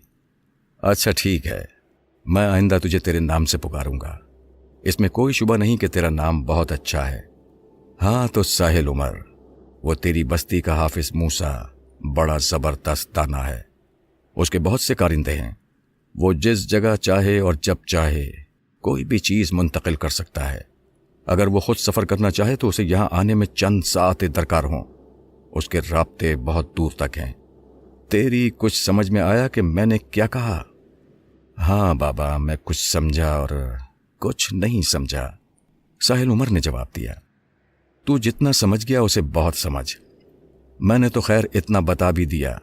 हाफिज मूसा तो इस मौजू पर एक लफ्ज न बोलता और वो ऐसा करके ठीक करता। ये दुनिया ही अलग है। मख्फी बातों को मख्फी ही रहना चाहिए। बाबा साइक ने उसकी आंखों में देखते हुए कहा, अब ये तावीज को गले में डाल ले। ये तावीज रशा मलूक के हाथ में था। उसने फौरन साहिल उमर की तरफ बढ़ा दिया। साहिल उमर ने वो तावीज अपने गले में डाल लिया। उस तावीज को गले में डालते ही उसे शिद्दत का पसीना आया। हालांकि उस वक्त वो जहां था वहां सख्त सर्दी थी। इसके बावजूद उसके कपड़े पसीने में तर हो गए। फिर उसके जिस्म पर लर्जा तारी हो गया। बाबा साहिब उसकी बदलती हुई कैफियत को बगौर देख रहे थे। जब उसका जिस्म लरसने लगा तो उन्होंने अपना हाथ आगे बढ़ाया और बोले, साहिल उमर, मेरा हाथ पकड़ ले। साहिल उमर ने फौरन उनका हाथ थाम लिया। ہاتھ تھامتے ہی جسم پر طاری ہونے والی کپکپی فوراً ختم ہو گئی۔ پسینہ آنے کے بعد اسے یوں محسوس ہوا جیسے اس کا جسم ہلکا پھلکا ہو گیا ہو، طبیعت کا بوجھل پن دور ہو گیا ہو، سحر کے اثرات سے نکل گیا ہو۔ اب ٹھیک ہے؟ کوئی پریشانی تو نہیں؟ بابا سائق اپنا ہاتھ کھینچتے ہوئے بولا۔ نہیں بابا، میں بالکل ٹھیک ہوں، اس تعویذ کو پہن کر بڑا سکون ملا ہے، ساحل عمر نے کہا۔ اے لڑکی، اب میں چلتا ہوں، تو اپنے مور کی خاطر مدارت کر، سورج ڈھلے تو اسے میری مختاری پر لے آنا، ضروری نہ ہوتا تو میں مشورہ دیتا کہ اسے یہیں چھپا کر رکھ۔ بابا آپ فکر نہ کریں، میں انہیں سب کی نظروں سے بچا کر آپ کے پاس لے آؤں گی، آپ بے فکر ہو جائیں، رشا ملوک نے بڑے یقین سے کہا۔ اے لڑکی، میں جانتا ہوں کہ تو بڑی ذہین ہے، دیکھ ذرا ہوشیاری سے، بابا سائق نے چلتے چلتے ہدایت کی، پھر ساحل عمر کے ایک کان کو چھوا اور دروازے سے باہر نکل گیا۔ اے لڑکی، انہوں نے میرا کان کس خوشی میں پکڑا؟ ساحل عمر بابا سائق کے جانے کے بعد رشا ملوک سے مخاطب ہوا۔ یہ اسی بستی کی رسم ہے، ابھی تو دیکھیں کون کون آپ کے کان پکڑتا ہے۔ رشا ملوک ہنس کر بولی، اچھا باتیں بہت ہو چکی ہیں، میں آپ کے کھانے پینے کا بندوبست کرتی ہوں۔ آپ کچھ کھانے سے پہلے نہانے کا ارادہ تو نہیں رکھتے؟ ایسی سردی میں نہاؤں گا میں؟ ساحل عمر نہانے کے تصور سے ہی کانپ اٹھا۔ آئیے پہلے حمام ملاحظہ فرما لیجئے، ہو سکتا ہے کہ اسے دیکھ کر آپ اپنے ارادے تبدیل کر لیں۔ یہ کہہ کر رشا ملوک دروازے کی طرف بڑھی، وہ بھی اس کے پیچھے پیچھے چل پڑا۔ دروازہ کھلا تو اسے سامنے ایک لمبی سی راہداری نظر آئی، بالکل سامنے ایک اور دروازہ تھا، وہ شاید باہر جانے کا راستہ تھا۔ اس دروازے کے بائیں جانب دو دروازے اور نظر آ رہے تھے، یہ حمام اور وہ بیت الخلاء ہے۔ آپ نہانے دھونے کی تیاری کریں، میں آدھے گھنٹے تک آتی ہوں، امید ہے کہ آپ اس وقت تک تر و تازہ ہو جائیں گے۔ رشا ملوک نے راہداری کے آخر میں بنا دروازہ کھولا اور باہر چلی گئی۔ ساحل عمر کو دروازہ کھلنے کے بعد اندھیرے کے سوا کچھ نظر نہ آیا۔ اس کے جانے کے بعد جب دروازہ بند ہو گیا تو اس دروازے کی طرف بڑھا۔ اس نے اس دروازے کو کھولنے کی کوشش کی، لیکن وہ دروازہ نہ کھلا۔ شاید رشا ملوک جاتے ہوئے دروازہ باہر سے بند کر گئی تھی۔ وہ واپس لوٹ آیا۔ اب اس نے وہ دروازہ کھولا جسے رشا ملوک نے حمام کہا تھا۔ دروازہ کھلتے ہی اندر سے محصور کن خوشبو کا جھونکا آیا۔ وہ گہرا سانس لیتا ہوا حمام میں داخل ہو گیا۔ یہ ایک وسیع اور عریض حمام تھا۔ اس کے ذہن میں واش روم کا جو تصور تھا اس سے بالکل مختلف۔ درمیان میں ایک سفید پتھروں کا بنا حوض تھا۔ اس کے اندر جو پانی تھا وہ متحرک تھا، یہ بہتا ہوا پانی تھا۔ ایک طرف سے پانی اندر داخل ہو رہا تھا تو دوسری طرف سے باہر نکل رہا تھا۔ حمام کی دیواریں سرخ پتھروں کی تھیں، چھت وہی گنبد نما اور اطراف سے کھلی ہوئی۔ حمام گول تھا جبکہ حوض مستطیل تھا۔ حمام میں خوشگوار گرمی تھی اور یہ گرمی دیواروں کی وجہ سے تھی۔ پھر اس نے حوض کے پانی کو چھو کر دیکھا، وہ پانی مناسب حد تک گرم تھا۔ حمام میں داخل ہو کر اسے احساس ہی نہیں ہو رہا تھا کہ باہر اس قدر سردی ہے۔ حمام کے ایک طرف بڑا آئینہ فریم شدہ لکڑی کے سٹینڈ میں لگا ہوا تھا۔ اس فریم کو اپنی مرضی کے مطابق آگے پیچھے کیا جا سکتا تھا۔ اس کے ساتھ ہی ایک سٹینڈ اور تھا جس پر بڑے سائز کا نرم ملائم تولیہ پڑا ہوا تھا۔ لکڑی کے ایک خانے میں چند جوڑے کپڑے موجود تھے۔ ساحل عمر جب اپنے گرم کپڑے اتار کر حوض میں داخل ہوا تب اسے پانی کی روانی کا اندازہ ہوا۔ یہ حوض کسی بہتے چشمے کی طرح تھا۔ حوض کی گہرائی کہیں کم اور کہیں زیادہ تھی۔ بندہ اپنی مرضی سے پانی کی گہرائی کا انتخاب کر سکتا تھا۔ ساحل عمر کے لیے اس طرح کے حمام میں غسل ایک نیا تجربہ تھا اور بہت خوشگوار۔ رشا ملوک نے ٹھیک ہی کہا تھا، یہ حمام اس قدر خوبصورت اور خوشگوار تھا کہ یہاں سے نکلنے کو جی ہی نہیں چاہتا تھا۔ جب وہ حمام سے باہر آیا تو بے حد تر و تازہ تھا۔ اسے زبردست بھوک لگی ہوئی تھی۔ کمرے میں آ کر وہ بستر پر بیٹھ گیا۔ اس کمرے میں کسی قسم کا کوئی فرنیچر نہ تھا، لہٰذا اس نے بستر پر بیٹھ کر کمبل اپنے کندھوں پر ڈال لیا۔ وہ تعویذ اس کے گلے میں موجود تھا۔ پچھلا تعویذ جو عابد نے دیا تھا اسے وہ نہاتے وقت اتار دیا کرتا تھا تاکہ بھیگ نہ جائے۔ وہ تعویذ کپڑے میں سلا ہوا تھا۔ اتارنے کی وجہ سے ایک دن وہ تعویذ رشا ملوک کی تصویر پر ٹنگا رہ گیا اور وہ برکھا کے سحر میں مبتلا ہو گیا۔ اس مرتبہ اس نے سوچ لیا تھا کہ وہ اس تعویذ کو کسی قیمت پر گلے سے نہیں اتارے گا۔ ویسے بھی یہ تعویذ چاندی کے خول میں بند تھا، तावीज़ के हवाले से उसे रशा मलूक की तस्वीर याद आई, जिसके बारे में अम्मा ने बताया था कि उसे बाज़गर ले उड़ा। वो इस सिलसिले में बाज़गर से बात करना चाहता था, लेकिन बावजूद कोशिश के नहीं कर सका था। पता नहीं कि अब बाज़गर से उसकी मुलाकात होगी या नहीं। अगर वो कहीं नज़र आ गया तो वो इस मसले पर उससे ज़रूर बास पुर्स करेगा। अभी वो इन्हीं ख्यालात में गलता था कि बड़ी आहिस्तगी से दरवाज़ा खोला। सबसे पहले साहिल उमर की नज़र ट्रे पर पड़ी, फिर ट्रे उठाने वाली पर पड़ी। ट्रे में नाश्ता था, लेकिन ट्रे उठाने वाली रशा मलूक न थी, वो कोई और लड़की थी। जो भी थी अच्छी प्यारी सी थी। उस लड़की के पीछे रशा मलूक थी, उसके हाथ में एक थाली थी। वो दोनों हंसती मुस्कुराती अंदर आईं। उस लड़की ने बेजवी ट्रे उसके सामने रखी और पीछे हटकर खड़ी हो गई। तब रशा मलूक आगे बढ़ी। वो ट्रे के नज़दीक ही बैठ गई और अपने हाथ में पकड़ी हुई थाली ट्रे के बराबर रख दी और मन मोहने अंदाज में मुस्कुराई। नाश्ता फरमाइए, उसने शीरीं लहजे में कहा। ट्रे में 2 प्लेटों में फल सजे थे और दरमियान में दूध से भरा गिलास मौजूद था। थाली में केक जैसी कोई चीज थी, उसके साथ एक चमकती छुरी रखी थी। तुमने नाश्ता कर लिया? साहिल उमर ने नाश्ते पर नजर डालते हुए कहा। जी, कब का? रशा मलूक बोली। मेरे साथ नहीं करोगी? नाश्ता तो नहीं करूंगी, लेकिन इस नाश्ते की इब्तिदा मुझसे होगी। उसने अजीब बात कही। दाना, ये शगुन की रोटी है, इसे काटकर पहले आपको अपने हाथ से रशा मलूक को खिलाना होगी। इस मर्तबा वो लड़की बोली जो रशा मलूक के साथ आई थी। ये सुनकर रशा मलूक ने नजरें झुका ली। उसके चेहरे पर शर्म छा गई थी। ये कौन है? साहिल उमर ने रशा मलूक से पूछा। ये मोया है, मेरे बचपन की सहेली। आपको पसंद आई? रशा मलूक ने अपनी घनेरी पलकें झपकाई। हाँ, अच्छी है। साहिल उमर ने उसे तारीफी नजरों से देखा। तब रशा मलूक मोया से मुखातिब हुई। और मोया, तुझे मेरा मोर पसंद आया? हाँ, बहुत। वाकई ये तो ख्वाबों का शहजादा है। कोई ख्वाब ज़्यादा? मोया ने खुश होकर कहा। है ना अनोखा? रशा मलूक उसके मुंह से तारीफ सुनकर खिल उठी। सबसे अलग, सबसे जुदा। बस्ती में है किसी का ऐसा मोर? नहीं नहीं, बिल्कुल नहीं। मोया ने जोर जोर से गर्दन हिलाई। मुझे इतना ऊंचा न उड़ाओ कि मैं जमीन पर पांव रखना ही भूल जाऊं। साहिल उमर ने इंकिसारी से कहा।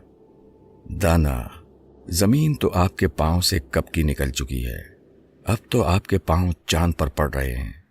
रशा मलूक के बजाय मोया ने जवाब दिया। मोया, चल चुप हो जा, इन्हें भूख लगी होगी, नाश्ता करने दे। वो राज खोलने लगी थी, उसे खामोश करना जरूरी था। मैंने दाना का हाथ तो नहीं पकड़ा हुआ, ये छुरी उठाकर शगुन की रोटी काटते क्यों नहीं? मोया ने याद दिलाया। उसके लहजे में शोखी थी। ओह अच्छा। साहिल उमर ने शगुन की रोटी की थाली अपने आगे खिसका ली और छुरी से केक की तरह उसका एक छोटा सा पीस काटा और उसे अपने हाथ में उठाकर बोला, लो रशा मलूक, अपना नाजुक सा मुंह खोलो। रशा मलूक ने फौरन अपना मुंह खोल दिया और थोड़ा सा झुककर शगुन की रोटी का पीस मुंह में ले लिया और बड़ी शाइस्तगी से मुंह चलाने लगी। फिर बोली, चल मोया। मोया फौरन रशा मलूक के पास आकर बैठ गई। तब रशा मलूक साहिल उमर से मुखातिब हुई। इसे भी शगुन की रोटी खिलाइए। इसे भी मैं खिलाऊं? साहिल उमर हैरान हुआ। जी, इसे भी आप खिलाएंगे, ये मेरे बचपन की सहेली है आखिर। अच्छा। ये कहकर साहिल उमर ने उस रोटी का एक टुकड़ा और काटा और उसकी तरफ बढ़ा दिया। मोया ने फौरन बड़ा सा मुंह फाड़ दिया और फिर वो रशा मलूक और साहिल उमर की खुशगवार जिंदगी की दुआएं देती मजे से खाने लगी। अब आप नाश्ता कीजिए, हम चलते हैं। रशा मलूक खड़े होते हुए बोली।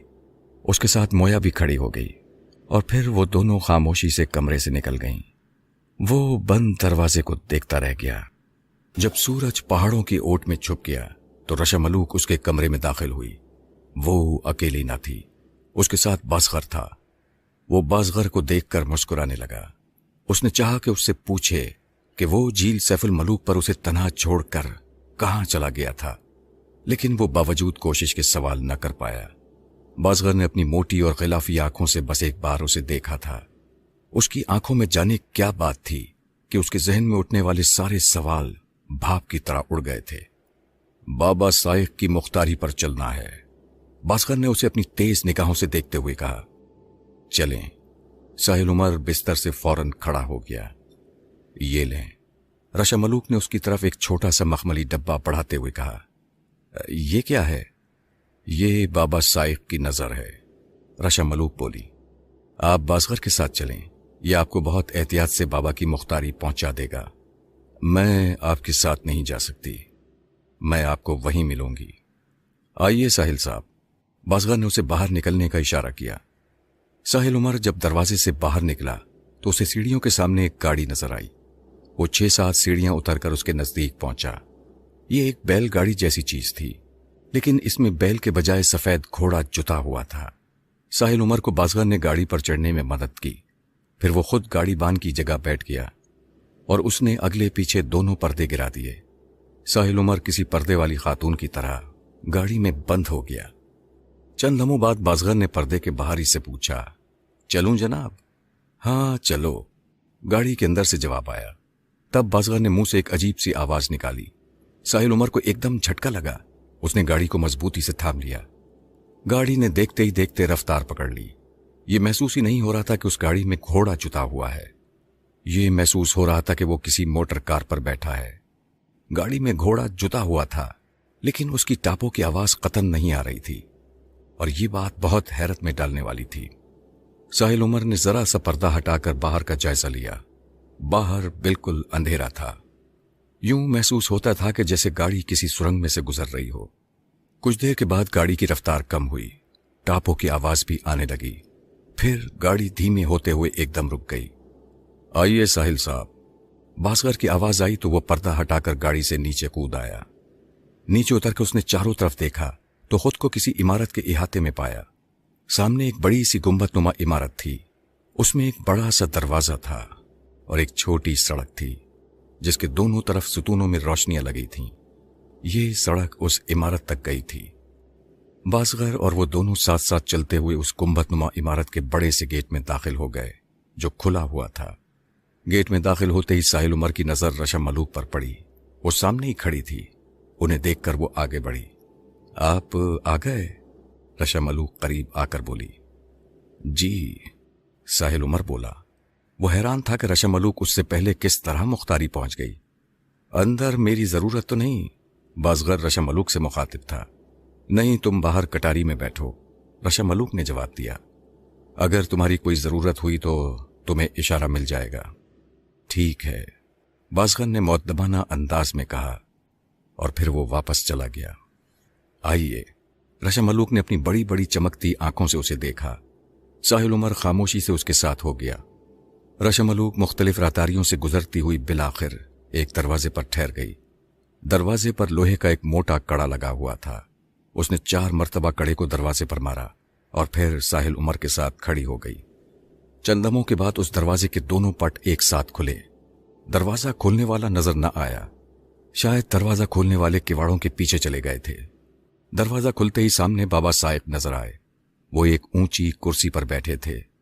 ये एक मुरस्सा कुर्सी थी। उस पर कीमती पत्थर जड़े हुए थे। ये कुर्सी 2 फीट ऊंचे चबूतरे पर रखी हुई थी।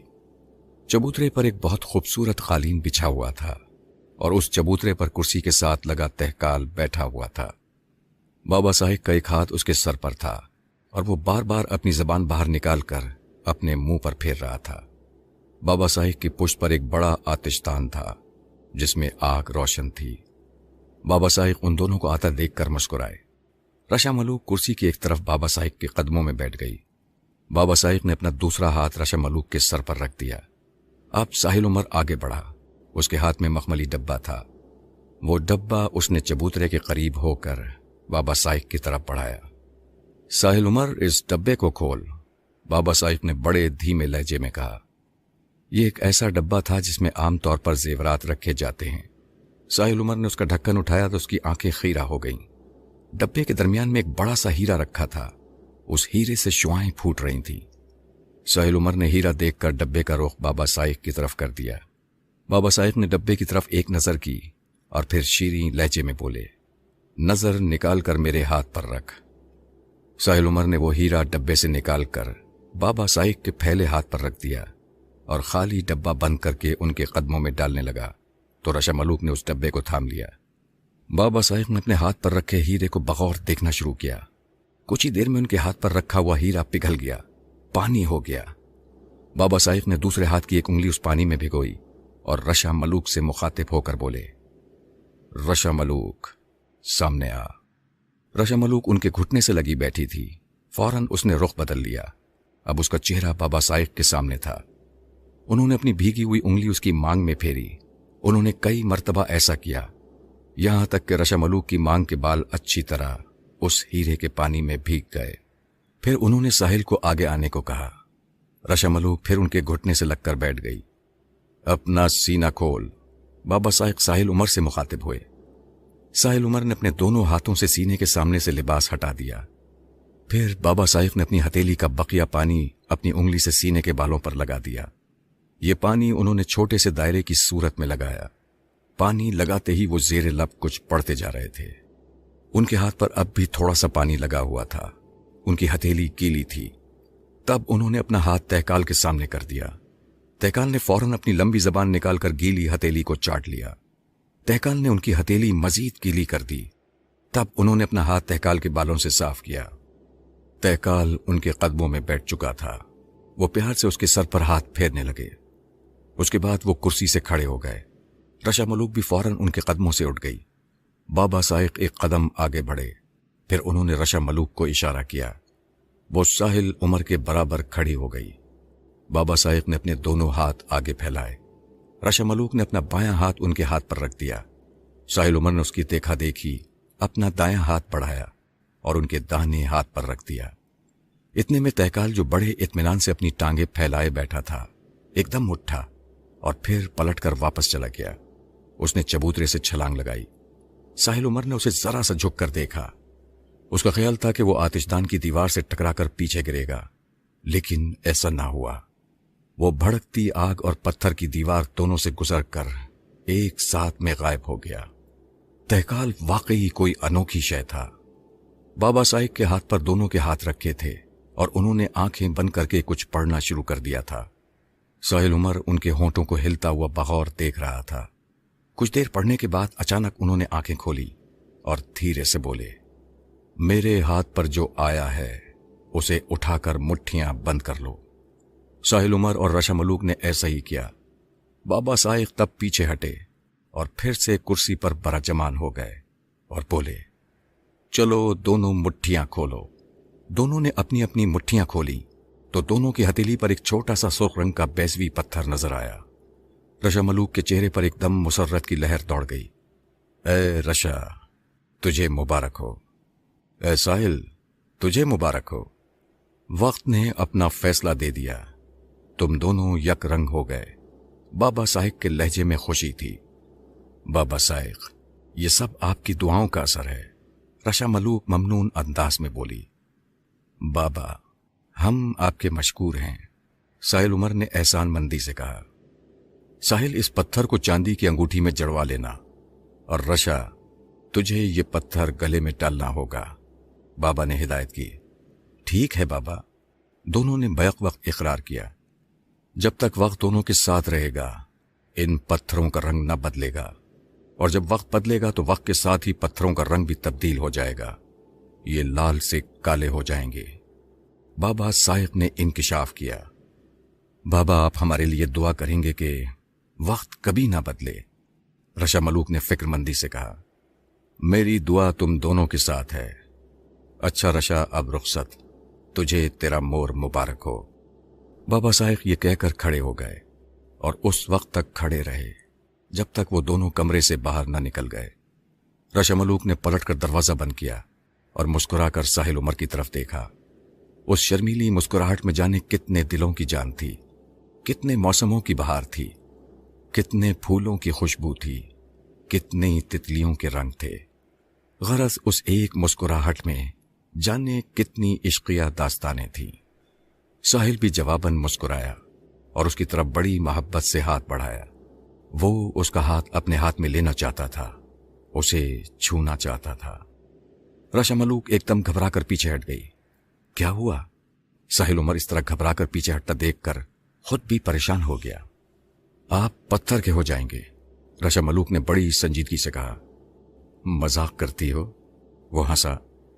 नहीं, सच कहती हूं, मैं बिल्कुल संजीदा हूं और ये बात इंतहाई तवज्जो तलब है। रशा मलूक खौफजदा थी। चलो मैं नहीं छूऊंगा, लेकिन आखिर कब तक? उस वक्त तक जब तक मैं खुद आपका हाथ ना पकड़ूं। रशा मलूक ने अपनी बड़ी बड़ी आंखों से देखा। जश्न की रात मैं खुद आपका हाथ पकड़कर लगनजार में दाखिल होंगी, फिर उसके बाद मेरा हाथ पकड़कर जहां चाहे ले जाइएगा। अच्छा हुआ तुमने बता दिया। फिर रशा मलूक उस इमारत के गेट तक उसके साथ आई। गेट पर बाज़गर मौजूद था। उसने साहिल उमर को बाज़गर के हवाले किया और खुद वापस पलट गई। बाज़गर और साहिल उमर उस घोड़ा गाड़ी की तरफ बढ़े जिसका नाम कटारी था। रास्ते में बाज़गर ने पूछा, नजर हो गई? हाँ, हो गई, साहिल उमर ने बताया। मुट्ठी में क्या निकला? उसने बड़ी दिलचस्पी से पूछा। लाल पत्थर, साहिल उमर ने मुख्तसर जवाब दिया। दोनों पत्थरों का रंग एक ही था? फिर सवाल हुआ। हाँ, एक ही था, जवाब दिया गया। आप खुशकिस्मत हैं, आपको मुबारक हो, बाज़गर ने खुश होकर कहा। बाज़गर, एक बात बताएं, क्या मुख्तलिफ रंगों के पत्थर भी निकलते हैं? साहिल उमर ने अपनी मालूमात में इजाफा चाहा। जी, कभी ऐसा भी हो जाता है। आपको वक्त ने बचा लिया, बाज़गर ने कहा। वरना क्या होता? वो परेशान हुआ। आपके लिए बर्फ में कब्र खोदी जाती और उसमें जिंदा दफन कर दिया जाता, बाज़गर ने इंकिशाफ किया। और रशा मलूक पर क्या गुजरती? उसने तशवीश भरे लहजे में पूछा। उसे बस्ती से निकाल दिया जाता, बाज़गर ने बताया। इस तरह तो वो खुद ब खुद अऊर के कब्जे में चली जाती। वो अऊर के कब्जे में जाती या कोई और उस पर कब्जा करता, बस्ती वालों को इसकी फिक्र ना होती। बड़े जालिम हो तुम लोग, साहिल उमर ने उसे घूर कर देखा। नहीं जनाब, हम जालिम नहीं, वक्त के फैसले के पाबंद हैं। वक्त से कौन लड़ सकता है? बातें करते हुए वो कटारी के नजदीक आ पहुंचे। बाज़गर ने साहिल को घोड़ा गाड़ी में बैठने का इशारा किया। वो फौरन पहिए पर पांव रखकर गाड़ी में बैठ गया। बाज़गर ने पर्दा डाल दिया और खुद भी उचक कर कटारी पर बैठ गया। चंद लम्हों बाद कटारी हवा से बातें करने लगी। कोई आध घंटे के बाद जब वो अपने कोल कमरे में टहल रहा था और सोच रहा था कि क्या करे, इतने में दरवाजे पर दस्तक हुई। दरवाजा अंदर से बंद ना था। उसने टहलते टहलते आवाज लगाई, दरवाजा खुला है, आ जाओ भाई। फौरन ही दरवाजा खुला तो मोया की मुस्कुराती सूरत नजर आई। उसके हाथ में एक थाल था। उस थाल में उबले हुए चावल और उस पर सालम मुर्गी रखी हुई थी। थाल के किनारे पर 5 कटोरियां थीं, जिसमें मुख्तलिफ अक़साम की चटनियां और मिर्च मसाले भरे हुए थे। रशा के मोर, आपके लिए खाना, मोया हंसकर बोली। कहाँ रखूं? रशा की सहेली, जहां चाहे रख दो, खाने का शुक्रिया। बेशक मैं रशा की सहेली हूं, लेकिन मेरा भी एक नाम है, मुझे मोया कहो। बेशक मैं रशा का मोर हूं, लेकिन मेरा भी एक नाम है, मुझे साहिल उमर कहो। साहिल उमर का तुर्की बतुर्की जवाब सुनकर वो बेख्तियार हंस पड़ी। बड़े बातूनी हैं। अच्छा है, रशा मलूक का दिल लगा रहेगा, वो बहुत कम गो है। मोया ने वो थाल साहिल उमर के बिस्तर पर ही रख दिया। साहिल उमर ने एक नजर थाल पर डाली। ये अजीब व गरीब डिश थी। उसे बड़ी शदीद भूख लगी थी। वह हाथ धोकर खाने बैठा तो अंदाजा हुआ कि वो उबले हुए चावल इंतहाई खुशबूदार और लजीज थे। मुर्गी इतनी खस्ता के हाथ के इशारे से टूट रही थी। उस पर मिर्च मसाले और चटनियां। उसने खूब मजे लेकर और खूब सेर होकर खाना खाया। वो पूरी मुर्गी आधे से ज्यादा चावल खा गया। वो जब से यहां आया था उसकी भूख खूब खुल गई थी, लेकिन उसे ये अंदाजा न था कि उसकी भूख इतनी खुल गई है कि वो पूरी मुर्गी बआसानी चट कर जाएगा और डकार भी नहीं लेगा।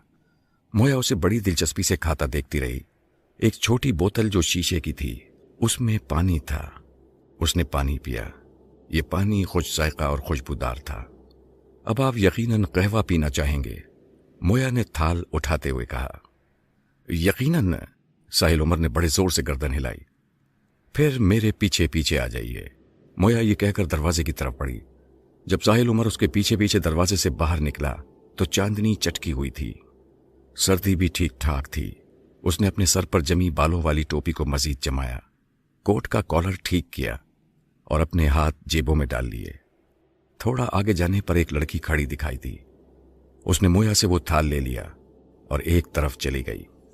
साहिल उमर उसके पीछे पीछे चलता रहा। फिर एक छोटा सा मीनार नजर आया। वो उसका दरवाजा खोलकर दाखिल हो गई। साहिल उमर का ख्याल था कि मीनार में ऊपर जाने का जीना होगा, लेकिन ऐसा न था। उसमें सीढ़ियां नीचे जा रही थीं। ये एक कुशादा जीना था। जीने के बाद एक चौड़ा रास्ता दिखाई दिया। उस रास्ते में अच्छी खासी रोशनी थी। कुछ दूर चलने के बाद ये रास्ता आगे बंद हो गया था। सामने एक बड़ी सी लकड़ी का चमकदार मेहराबी दरवाजा था। उसने दरवाजे को आहिस्ता से धक्का दिया। दरवाजा खुलता चला गया। आइए, मोया ने उससे मुड़कर कहा। जब साहिल उमर अंदर आ गया तो मोया ने दरवाजा बंद कर दिया। साहिल उमर ने उस हॉलनुमा कमरे पर एक तायराना नजर डाली। फिर एक मकाम पर उसकी नजरें ठहर गईं। उसके बिल्कुल सामने रशा मलूक की तस्वीर लगी हुई थी। हैरानी की बात यह थी कि यह पेंटिंग उसकी बनाई हुई थी। ये वो तस्वीर थी जिसे बाज़गर उसके घर से सबकी आंखों में धूल झोंक कर उठा लाया था। ये कमरा साहिल उमर के कमरे जैसा था। फर्क ये था कि उससे 4 गुना बड़ा था। वही तर्ज तामीर, पत्थर की दीवारें, गुंबद नुमा छत जो अतराफ से खुली हुई थी। खिड़की कोई न थी, अलबत्ता दरवाजे 3 थे। दीवार से दीवार तक कालीन दीवार के साथ रखी हुई 7 ऊंची कुर्सियां, उनके सामने एक बैसवी मेज, एक तरफ 2 फीट ऊंचा बिस्तर, सराहने की तरफ से गोल और आगे से मुस्ततील। उस पर आसमानी रंग की चादर, गहरे नीले गाव तकिए मौजूद थे। दरवाजों पर पर्दे न थे, लेकिन दरवाजे इतने चमकीले थे, लगता था कि आज ही पॉलिश की गई हो। आप तशरीफ रखिए, चाहे कुर्सी पर चाहे बिस्तर पर, मैं चलती हूं। रशा मलूक आकर आपको कहवा पिलाएगी, वक्त आपकी निगहबानी करे। ये कहकर वो जिस दरवाजे से आई थी उसी दरवाजे से बाहर निकल गई। उसके जाने के बाद वो अपनी बनाई हुई तस्वीर के सामने खड़ा हो गया। रशा मलूक की तस्वीर को गौर से देखने लगा। ये वो तस्वीर थी जिसने एक फसाने को जन्म दिया था।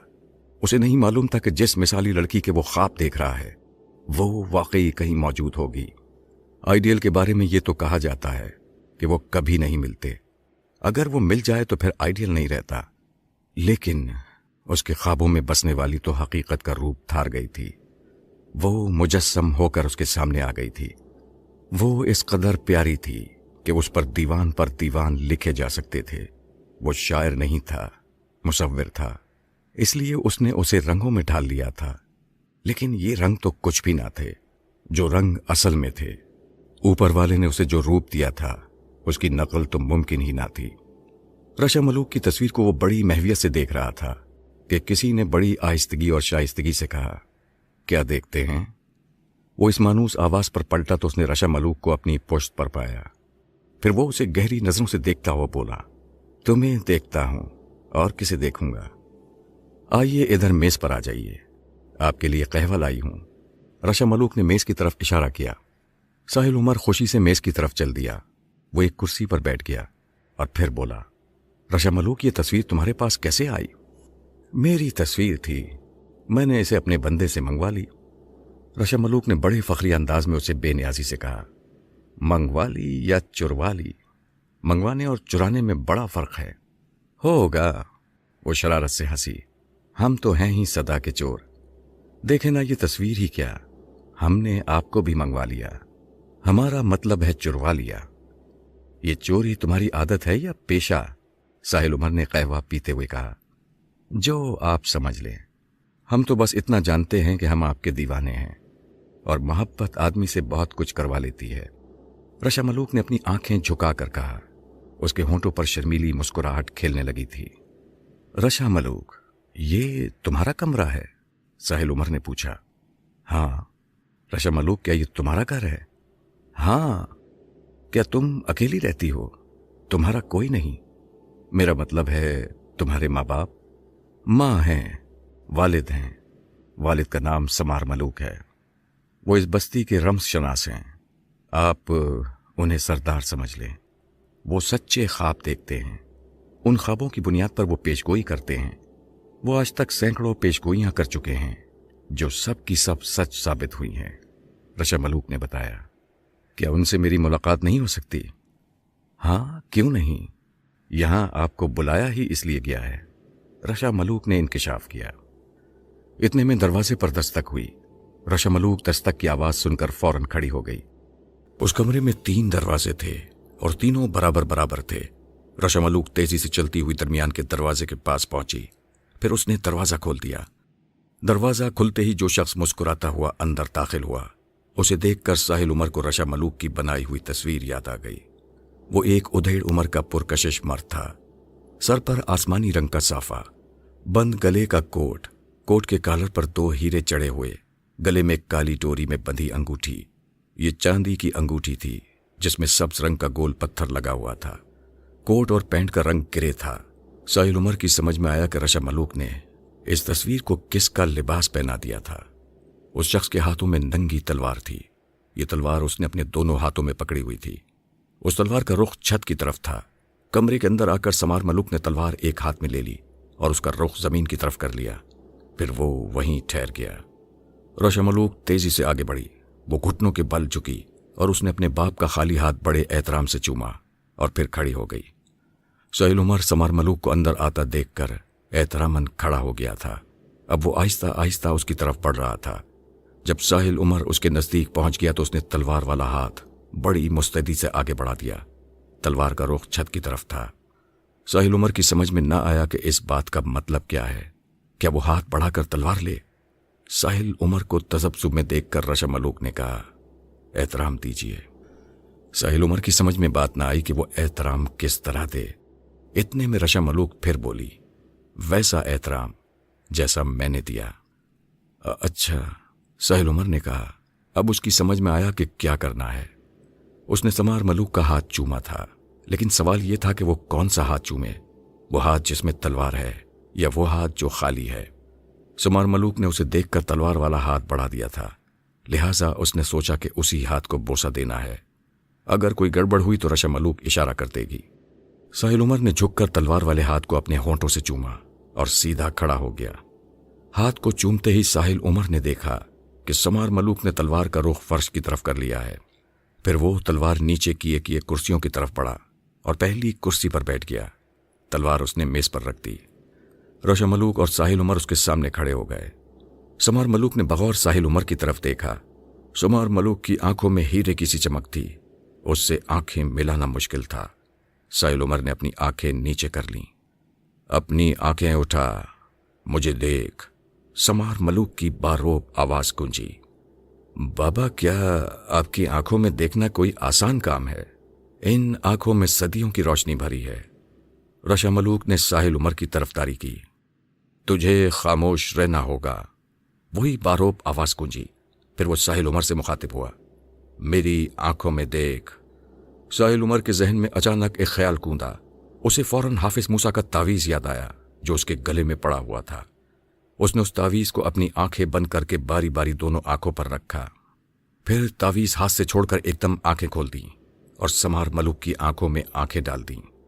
उसकी आंखों में अब इतनी सकत पैदा हो गई थी कि वो समार मलूक की आंखों से आंखें मिला सकता था। उसे आंखें मिलाता देखकर समार मलूक की होंठों पर मुस्कुराहट आ गई। शाबाश, ये हुई ना बात। समार मलूक को खुश होता देखकर रशा मलूक फौरन चहकी। बाबा, आपको मेरा मोर पसंद आया? तेरा मोर? समार मलूक ने उलझे हुए लहजे में सवाल किया। हाँ, मेरा मोर, रशा मलूक ने बड़े यकीन से कहा। रशा मलूक, तेरी इससे शादी नहीं हो सकती। फजा में जैसे एक जबरदस्त धमाका हुआ। बाबा, ये आप क्या कह रहे हैं? सदियों पुराने कानून को तोड़ रहे हैं। ये आपको क्या हो गया है? रशा मलूक परेशान होकर बोली। मैं कानून नहीं तोड़ रहा, इसकी पेशानी देख रहा हूं। समार मलूक ने अजब बात की। इनकी पेशानी पर क्या लिखा है? रशा मलूक को फिक्र हुई। जो लिखा है वो मैंने तुझे बता दिया। तेरी शादी नहीं हो सकती। लेकिन बाबा साइक ने नजर लेकर जो पत्थर दिया है वो हम रंग है। क्या बाबा साइक की नजर झूठी है? रशा मलूक के जिस्म पर लर्जा तारी हो गया था। वो इस बुरी खबर को सुनकर परेशान हो गई थी। जो मैं जानता हूं वो बाबा साइक नहीं जानता। मैं इस बस्ती का रम्स शनास हूं, सितारों की चाल जानता हूं। इस लड़के के सितारे जो कुछ कह रहे हैं उस बात ने मुझे चौंका दिया है। ये लड़का इस बस्ती में हमारी निजात दहिंदा बनकर आया है। 3 दिन से जो मैं ख्वाब देख रहा था, आज उसकी ताबीर खुलकर सामने आ गई। नहीं, یہ شادی نہیں ہو سکتی۔ سمار ملوک نے بس ایک ہی رٹ لگا رکھی تھی۔ بابا آپ ایسا کیوں کہہ رہے ہیں؟ مجھ پر رحم کھائیں، اپنی اکلوتی اولاد کا مور تباہ نہ کریں۔ تیرا مور تباہ نہ کروں، اپنی بستی تباہ کروا لوں؟ میں اس بستی کا رمز شناس ہوں، میں ایسا نہیں کر سکتا۔ اپنی بیٹی کی خاطر میں پوری بستی کو تباہی کے دہانے پر نہیں پہنچا سکتا۔ سمار ملوک نے ٹکا سا جواب دیا، میری شادی سے بستی تباہ ہو جائے گی؟ آخر کیسے؟ رشا ملوک کی آنکھوں کے سامنے اندھیرا چھا رہا تھا۔ بابا آپ یہاں میرے مور سے ملنے آئے تھے، جب سے آئے ہیں مسلسل پریشان کن پیش گوئیاں کر رہے ہیں۔ بابا ایسا مت کریں، میں نے 1000 دقتوں کے بعد اپنے مور کو پایا ہے۔ تو نہیں جانتی، یہ وقت کا فیصلہ ہے، یہ لڑکا وقت کا انتخاب ہے، اسے وقت یہاں لایا ہے، یہ آ گیا ہے تو ہمیں وقت کا احترام کرنا ہوگا۔ میری شادی روک کر؟ رشا ملوک تلخی سے بولی۔ بابا اس بستی میں آج تک ایسا نہیں ہوا، بابا سائق نے بھی ہمارے حق میں فیصلہ دے دیا ہے، وہ میرے مور کو دیکھ کر بہت خوش ہیں۔ خوش تو میں بھی ہوں، میں کون سا ناخوش ہوں؟ وقت نے اس بستی میں ایک ایسا نوجوان بھیج دیا ہے جس کی پیدائش ایک خاص وقت میں ہوئی ہے۔ ایسا وقت صدیوں میں آتا ہے، ایسے نوجوان صدیوں میں پیدا ہوتے ہیں۔ یہ ہماری خوش قسمتی ہے کہ یہ نوجوان آج ہمارے درمیان موجود ہے۔ میرا ایک خواب اور سچا ثابت ہو گیا۔ سمار ملوک خوش ہو کر بولا۔ ساحل عمر کافی دیر سے خاموش کھڑا باپ بیٹی کی گفتگو سن رہا تھا۔ گفتگو اسی کے بارے میں ہو رہی تھی، لیکن اس سے کوئی مخاطب نہ تھا۔ اس کی سمجھ میں نہیں آ رہا تھا کہ سمار ملوک کو اچانک کیا ہو گیا، اس نے ایسا کیا خواب دیکھ لیا، وہ اس کو اتنی اہمیت کیوں دے رہا ہے، شادی سے کیوں انکاری ہے، جبکہ بقول رشا ملوک نظر کے پتھر بھی ہم رنگ نکل آئے ہیں۔ تب اس نے سوچا کہ اس گفتگو میں مداخلت کرنا چاہیے، سمار ملوک سے اس بارے میں آگاہی حاصل کرنا چاہیے۔ اگر وہ اس بستی یا بستی والوں کے کوئی کام آ سکتا ہے تو اسے وہ کام انجام دینا چاہیے۔ یہ فیصلہ کر کے اس نے لب کشائی کی۔ بابا آپ اجازت دیں تو میں کچھ عرض کروں؟ ہاں لڑکے بولو۔ بابا میرا نام ساحل عمر ہے۔ ساحل عمر کو سمار ملوک کا بار بار لڑکا کہنا اچھا نہ لگا۔ ابھی تک آپ دونوں کے درمیان جو گفتگو ہوئی ہے اس سے مجھے یہ اندازہ ہوا ہے کہ آپ نے میرے بارے میں کوئی خواب دیکھا ہے، اور یہ کہ آپ سچے خواب دیکھتے ہیں۔ کیا میں پوچھ سکتا ہوں کہ آپ نے میرے بارے میں کیا خواب دیکھا ہے؟ اے ساحل عمر، خواب سے پہلے میں تجھے ایک کہانی سنانا چاہتا ہوں، پہلے وہ سن۔ تو کھڑا کیوں ہے؟ میرے برابر آ کر بیٹھ جا۔ اور اے رشا ملوک، تو ذرا صبر سے کام لے، تو بھی میرے پاس آ کر بیٹھ جا، سمار ملوک نے کہا۔ ساحل عمر خاموشی سے سمار ملوک کے برابر کرسی پر بیٹھ گیا۔ رشا ملوک ساحل عمر کے برابر والی کرسی پر بیٹھ گئی۔ اس کے حسین چہرے پر فکر کے بادل چھائے ہوئے تھے۔ جی بابا، شروع کیجئے کہانی، ساحل عمر نے سنجیدگی سے کہا۔ یہ کہانی نہیں، ایک اٹل حقیقت ہے۔ میرا علم مجھے کبھی دھوکہ نہیں دے سکتا، میرے خواب کبھی جھوٹے نہیں ہوتے۔ یہ بہت پہلے کی بات ہے، ہزاروں برسوں پہلے کی بات ہے۔ فرعونوں کا ایک زمانہ، اپنے وقت کے 100 بڑے ساحروں نے رپتول مرتب کی۔ یہ کتاب سحر 2 حصوں میں تیار کی گئی، ایک حصے میں منتر تھے تو دوسرے حصے میں ان منتروں کو پڑھنے کی ترکیب تھی۔ یہ دونوں حصے فرعونہ کے پاس نسل در نسل چلے آ رہے تھے۔ شہنشاہ وقت ان دونوں حصوں کو الگ الگ مقامات پر رکھتا تھا کہ اگر کوئی ایک حصہ چوری بھی ہو جائے تو چور کتاب سے فائدہ نہ اٹھا سکے۔ لیکن ستاروں کے فیصلے اٹل ہوتے ہیں۔ کسی معبد کے پروہت نے، جو اپنے وقت کا بڑا ساحر بھی تھا اور اس کا تعلق 100 جادوگروں کے سالار سامری کی اولادوں میں سے تھا، کسی طرح اس کتاب کا ایک حصہ چرا لیا۔ یہ پہلا حصہ تھا جس میں منتر درج تھے۔ پہلا حصہ چوری ہو جانے پر رپتول کا دوسرا حصہ بے اثر ہو گیا۔ چند سال بعد شہنشاہ وقت کا انتقال ہو گیا۔ اس فرعون کی ممی کو حرم میں منتقل کیا گیا تو اس کے ساتھ سحر رپتول کا دوسرا حصہ بھی رکھ دیا گیا۔ وہ ساحر جو فرعون کی موت کا منتظر تھا کہ کب فرعون مرے اور کب وہ کتاب اپنے قبضے میں کرے۔ فرعون کے حرم میں مدفون ہوتے ہی اس ساحر نے راتوں رات اس کے حرم میں داخل ہو کر کتاب کا دوسرا حصہ بھی اڑا لیا، اور وہ ساحر جو سامری کی اولادوں میں سے تھا اور جس کا نام رائین تھا، فرعونوں کی سرزمین سے فرار ہو گیا۔ رپتول میں درج منتروں کے ذریعے اس نے زبردست قوتیں حاصل کر لی۔ انہی شیطانی قوتوں میں سے ایک مانا کی قوت بھی تھی۔ پھر رائین گھومتا گھامتا ہمارے علاقے میں آ گیا اسے یہ علاقہ بہت پسند آیا اور اس نے یہاں اپنا مستقل ٹھکانہ بنانے کی منصوبہ بندی کی۔ اس نے کتاب سحر میں درج سب سے مشکل منتر پر عمل کرنے کی ٹھانی۔ اس منتر کی تکمیل کے لیے ضروری تھا کہ رائن خود کو زندہ دفن کرے اور ہزاروں سال بعد مقررہ وقت پر جب وہ دوبارہ اپنے مدفن سے باہر آئے تو وہ بے پناہ قوتوں کا مالک ہو۔ مانا کے ساتھ 4 گھوڑے بھی اس کے قبضے میں آ جائیں اور پھر وہ جب چاہے جہاں چاہے تباہی پھیلا دے۔ رائن برائی کا علم بردار ہے، پکا شیطان ہے، ایک فتنہ ہے، ایک عفریت ہے۔ اگر وہ زندہ ہو کر اپنے مدفن سے باہر آ گیا تو پھر تباہی مقدر بن جائے گی۔ اس فتنے کے جاگنے سے پہلے اسے ہمیشہ کے لیے موت کی نیند سلانا ہے، اور یہ کام اے ساحل عمر صرف تم کر سکتے ہو۔ تم جوشنی ہو، وقت کے دھنی ہو، چاند اور سورج تمہارے راہبر ہیں، حمل کا تم پر سایہ ہے، مشتری تمہارا غلام ہے، عطارد تمہارے سامنے ہاتھ جوڑے بیٹھا ہے، تمہاری پیدائش 7 ستاروں کے اجماع کی شب گھڑی میں عمل میں آئی۔ اتنا سنا کر سمار ملوک خاموش ہو گیا۔ تمہارا کوئی جواب نہیں۔ ساحل عمر بڑی محویت کے عالم میں اس کی کہانی سن رہا تھا۔ جب اس نے اس کا ذکر کیا تو وہ ایک دم چونک اٹھا اور پریشان ہو کر بولا، اب بابا آپ میرے بارے میں کس قسم کی باتیں کر رہے ہیں؟ اے ساحل عمر، تو وہ شخص ہے جو اپنے بارے میں کچھ نہیں جانتا، پر ایسا بھی ہوتا ہے۔ تو پریشان مت ہو، جیسا میں کہوں ویسا کرتا جا، تو بھی خوش رہے گا اور ہم بھی خوش رہیں گے۔ اور میری شادی کا کیا ہوگا بابا؟ رشا ملوک نے درمیان میں ٹانگ اڑائی۔ جب تک رائن کو ہمیشہ کی نیند سلا نہیں دیا جاتا اور کتاب سحر کو جلا نہیں دیا جاتا، تب تک تو اپنے مور کا ہاتھ نہیں پکڑ سکتی، تو شادی کے جشن میں شریک نہیں ہو سکتی۔ سن لیا تو نے؟ سمار ملوک نے تنبیہ کی۔ بابا میری شادی تو ہو جائے گی نا میرے مور سے؟ وہ خوش آمدانہ لہجے میں بولی۔ ہاں ہو جائے گی، سمار ملوک نے سپاٹ انداز میں جواب دیا۔ پھر میں انتظار کر لوں گی، بستی کی بھلائی کی خاطر میں انتظار کر لوں گی۔ لیکن بابا میرے مور کو تو کوئی نقصان نہیں پہنچے گا۔ آپ کا علم کیا کہتا ہے؟ ہمیں اچھے وقت کی امید رکھنی چاہیے اور کامیابی کی دعا مانگنی چاہیے۔ بابا میں نے آپ کی کہانی تو سن لی، لیکن اس کہانی میں اس خواب کا ذکر نہیں جس کے بارے میں آپ نے کہا تھا کہ وہ سچا ثابت ہوا اور جو میرے بارے میں تھا۔ اچھا ہاں، میں وہ بتانے والا تھا کہ بیچ میں رشا ملوک بول پڑی۔ میں 3 دن سے ایک خواب دیکھ رہا ہوں کہ ایک نوجوان سنہرے چست کپڑوں میں، ہاتھ میں تلوار ہے، ایک برف کی قبر پر اپنی تلوار سے وار کرتا ہے۔ تلوار برف میں گھس جاتی ہے۔ جب وہ تلوار نکالتا ہے تو وہ خون میں نہائی ہوئی ہوتی ہے، برف پر بھی خون ہوتا ہے۔ پھر یہ تلوار ایک دم صاف ہو جاتی ہے، خون اچانک غائب ہو جاتا ہے تو وہ نوجوان دوبارہ برف کی قبر پر وار کرتا ہے۔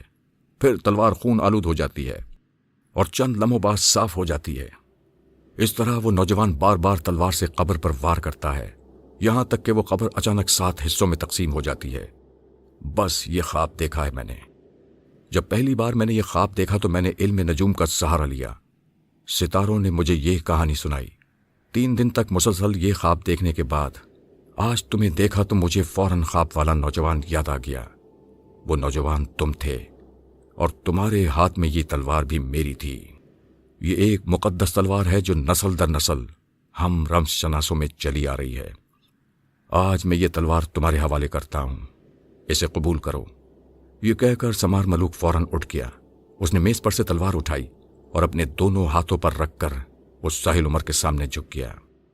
ساحل عمر کے پاس اب اس کے سوا کوئی چارہ نہ تھا کہ وہ اس تلوار کو قبول کر لے۔ رشا ملوک نے بھی آنکھ کے اشارے سے تلوار قبول کرنے کا سگنل دیا تھا۔ یہ ایک ایسا اعزاز تھا جو آج تک کسی مور کو نصیب نہیں ہوا تھا۔ رشا ملوک کے چہرے پر ایک دم رونق آ گئی تھی۔ ساحل عمر نے اپنا ہاتھ بڑھا کر وہ تلوار سمار ملوک کے ہاتھوں پر سے اٹھا لی۔ شکریہ۔ پھر اس نے اس تلوار کو الٹ پلٹ کر دیکھا۔ یہ ایک خوبصورت تلوار تھی، اس کے دستے پر ہیرے جڑے ہوئے تھے۔ ساحل عمر نے دستے میں ہاتھ ڈال کر تلوار کو مضبوطی سے پکڑ لیا اور ہاتھ اٹھا کر چمکتی تلوار کو چوم لیا، اور پھر دل ہی دل میں دعا کی، اے اللہ، اس عفریت کو ختم کرنے میں میری مدد فرما۔ دعا کر کے اسے سکون سا آ گیا۔ دعا دراصل ایک مستقل عبادت ہے۔ تمام مذاہب کی روح دعا ہے۔ اور عبادت ہمیشہ سکون کا باعث ہوتی ہے۔ اے ساحل عمر، بس اب تو جا، رشا ملوک تجھے تیرے ٹھکانے تک چھوڑ آئے گی، تو آرام کر۔ سمار ملوک یہ کہہ کر کھڑا ہو گیا۔ پھر وہ رشا ملوک سے مخاطب ہو کر بولا، اے رشا ملوک، جا تو اس کے ساتھ جا۔ ٹھیک ہے بابا، جاتی ہوں۔ سمار ملوک ساحل عمر کے قریب آیا تو اس نے ہاتھ بڑھا کر ساحل کا کان چھوا اور بولا، اے ساحل عمر، ابھی کام شروع ہوا ہے، ابھی راستے میں بہت مشکلات ہیں، ابھی ہمیں یہ معلوم نہیں کہ رائن کہاں دفن ہے، ہمیں اس کے برفانی حرم کا کھوج لگانا ہوگا۔ میں بستی کے کچھ ہنر مندوں کو پکڑتا ہوں، بابا سائق سے بھی مشورہ کرتا ہوں، مل بیٹھ کر ہی راستہ نکالنا ہوگا۔ اس فتنے کا قبر پھاڑ کر باہر آنے کا صحیح وقت بھی معلوم کرنا ہوگا۔ یہ کام تو میں ستاروں کے ذریعے کر لوں گا، میرا علم بڑا سچا ہے، مجھے کبھی دھوکہ نہیں دیتا۔ ٹھیک ہے بابا، آپ اپنی کوششیں جاری رکھیں، میں اللہ کی مخلوق کی بھلائی کے لیے جو کر سکتا ہوں اس کے لیے حاضر ہوں۔ مجھے اس عفریت کا خاتمہ کر کے بے پناہ خوشی میسر آئے گی، ساحل عمر نے کہا اور رشا ملوک کے ساتھ چل دیا جو اس کی منتظر تھی۔ وہ دونوں جب سیڑھیاں چڑھ کر مینار سے باہر نکلے تو رشا ملوک بڑے بے تابانہ لہجے میں بولی، یہ کیا ہو گیا؟ کچھ نہیں ہوا، تم پریشان کیوں ہو؟ ساحل عمر نے اسے تسلی دی۔ یہ بتاؤ کہ اگلا جشن شادی کب ہے؟ ابھی کتنا وقت ہے؟ صرف 1 ماہ، اگلے مہینے جشن شادی ہے۔ میں تو بہت خوش تھی کہ آپ بڑے صحیح وقت پر ہمارے علاقے میں آئے ہیں۔ سارے کام بھی بالکل ٹھیک انداز میں ہو رہے تھے کہ وہ منحوس رائن درمیان میں آ گیا۔ ابھی پورا 1 مہینہ ہے، 1 مہینہ بہت ہوتا ہے، تم جشن کی تیاری میں لگ جاؤ۔ اس دوران میں رائن سے نمٹ لیتا ہوں، تمہارے بابا کی مقدس تلوار تو میرے ہاتھ لگ ہی گئی ہے، پھر اب ڈرنا کیسا؟ یہ کام اتنا آسان نہیں ہے، آپ کی زندگی بھی خطرے میں پڑ سکتی ہے۔ موت اور زندگی تو اوپر والے کے ہاتھ میں ہے، اگر اسی طرح لکھی ہے تو پھر مجھے کون بچا سکتا ہے؟ اگر آپ کو کچھ ہو گیا تو میں تو پاگل ہو جاؤں گی، وہ بے قرار ہو کر بولی۔ آپ پاگل نہیں ہو کیا؟ ساحل عمر نے ہنس کر کہا۔ ہوں۔ رشا ملوک نے گہری نظروں سے اس کی طرف دیکھا۔ آپ کے لیے پاگل ہوں، آپ کی دیوانی ہوں، آپ کے بن رہنا اب محال ہے۔ رشا ملوک، مجھ پر بھی کچھ ایسی ہی گزرتی ہے، میرے بس میں ہو تو تمہیں ابھی یہاں سے اڑا کر لے جاؤں، لیکن میرے بس میں کچھ نہیں ہے، مجھے تو اپنا احوال بھی معلوم نہیں ہے، بس ادھر ادھر سے اپنے بارے میں سنتا ہوں کہ میں یہ ہوں، میں وہ ہوں، کوئی بہت خاص چیز ہوں، اللہ جانے میں کیا ہوں۔ ہاں تو اس میں کیا شبہ ہے کہ آپ بہت خاص چیز ہیں۔ پھر سب سے بڑی بات، رشا نے جس کو اپنا مور منتخب کر لیا وہ تو کوئی عام چیز ہو ہی نہیں سکتا۔ اس طرح باتیں کرتے ساحل عمر اپنے ٹھکانے پر پہنچ گیا۔ رشا ملوک اسے چھوڑ کر واپس چلی گئی۔ اس کے جانے کے بعد وہ کمرے میں ٹہلنے لگا۔ رشا ملوک ڈھونڈتی ہوئی بالآخر سمار ملوک کے ٹھکانے پر پہنچ گئی۔ سمار ملوک اپنے کتب خانے میں موجود تھا اور اس وقت وہ کتابوں کے ڈھیر میں دبا ہوا تھا۔ رشا ملوک کو دروازے پر دیکھ کر اس نے ایک نظر اس پر ڈالی اور پھر اپنے کام میں مشغول ہو گیا۔ رشا ملوک بہت خاموشی سے ایک کرسی کھینچ کر میز کے ایک کونے پر بیٹھ گئی اور اپنے باپ کو دیکھنے لگی۔ سمار ملوک کے سامنے بہت سی کتابیں کھلی پڑی تھیں۔ وہ مختلف کتابوں کو کھول کھول کر دیکھ رہا تھا۔ اس کے سامنے میز پر ایک چوڑا اور 1.5 فٹ لمبا ایک شیشہ پڑا تھا۔ اس شیشے پر وہ ایک پر کے قلم سے لال روشنائی سے کچھ سائچے بنا رہا تھا۔ یہ شیشہ ان اعداد و شمار سے تقریباً بھرتا جا رہا تھا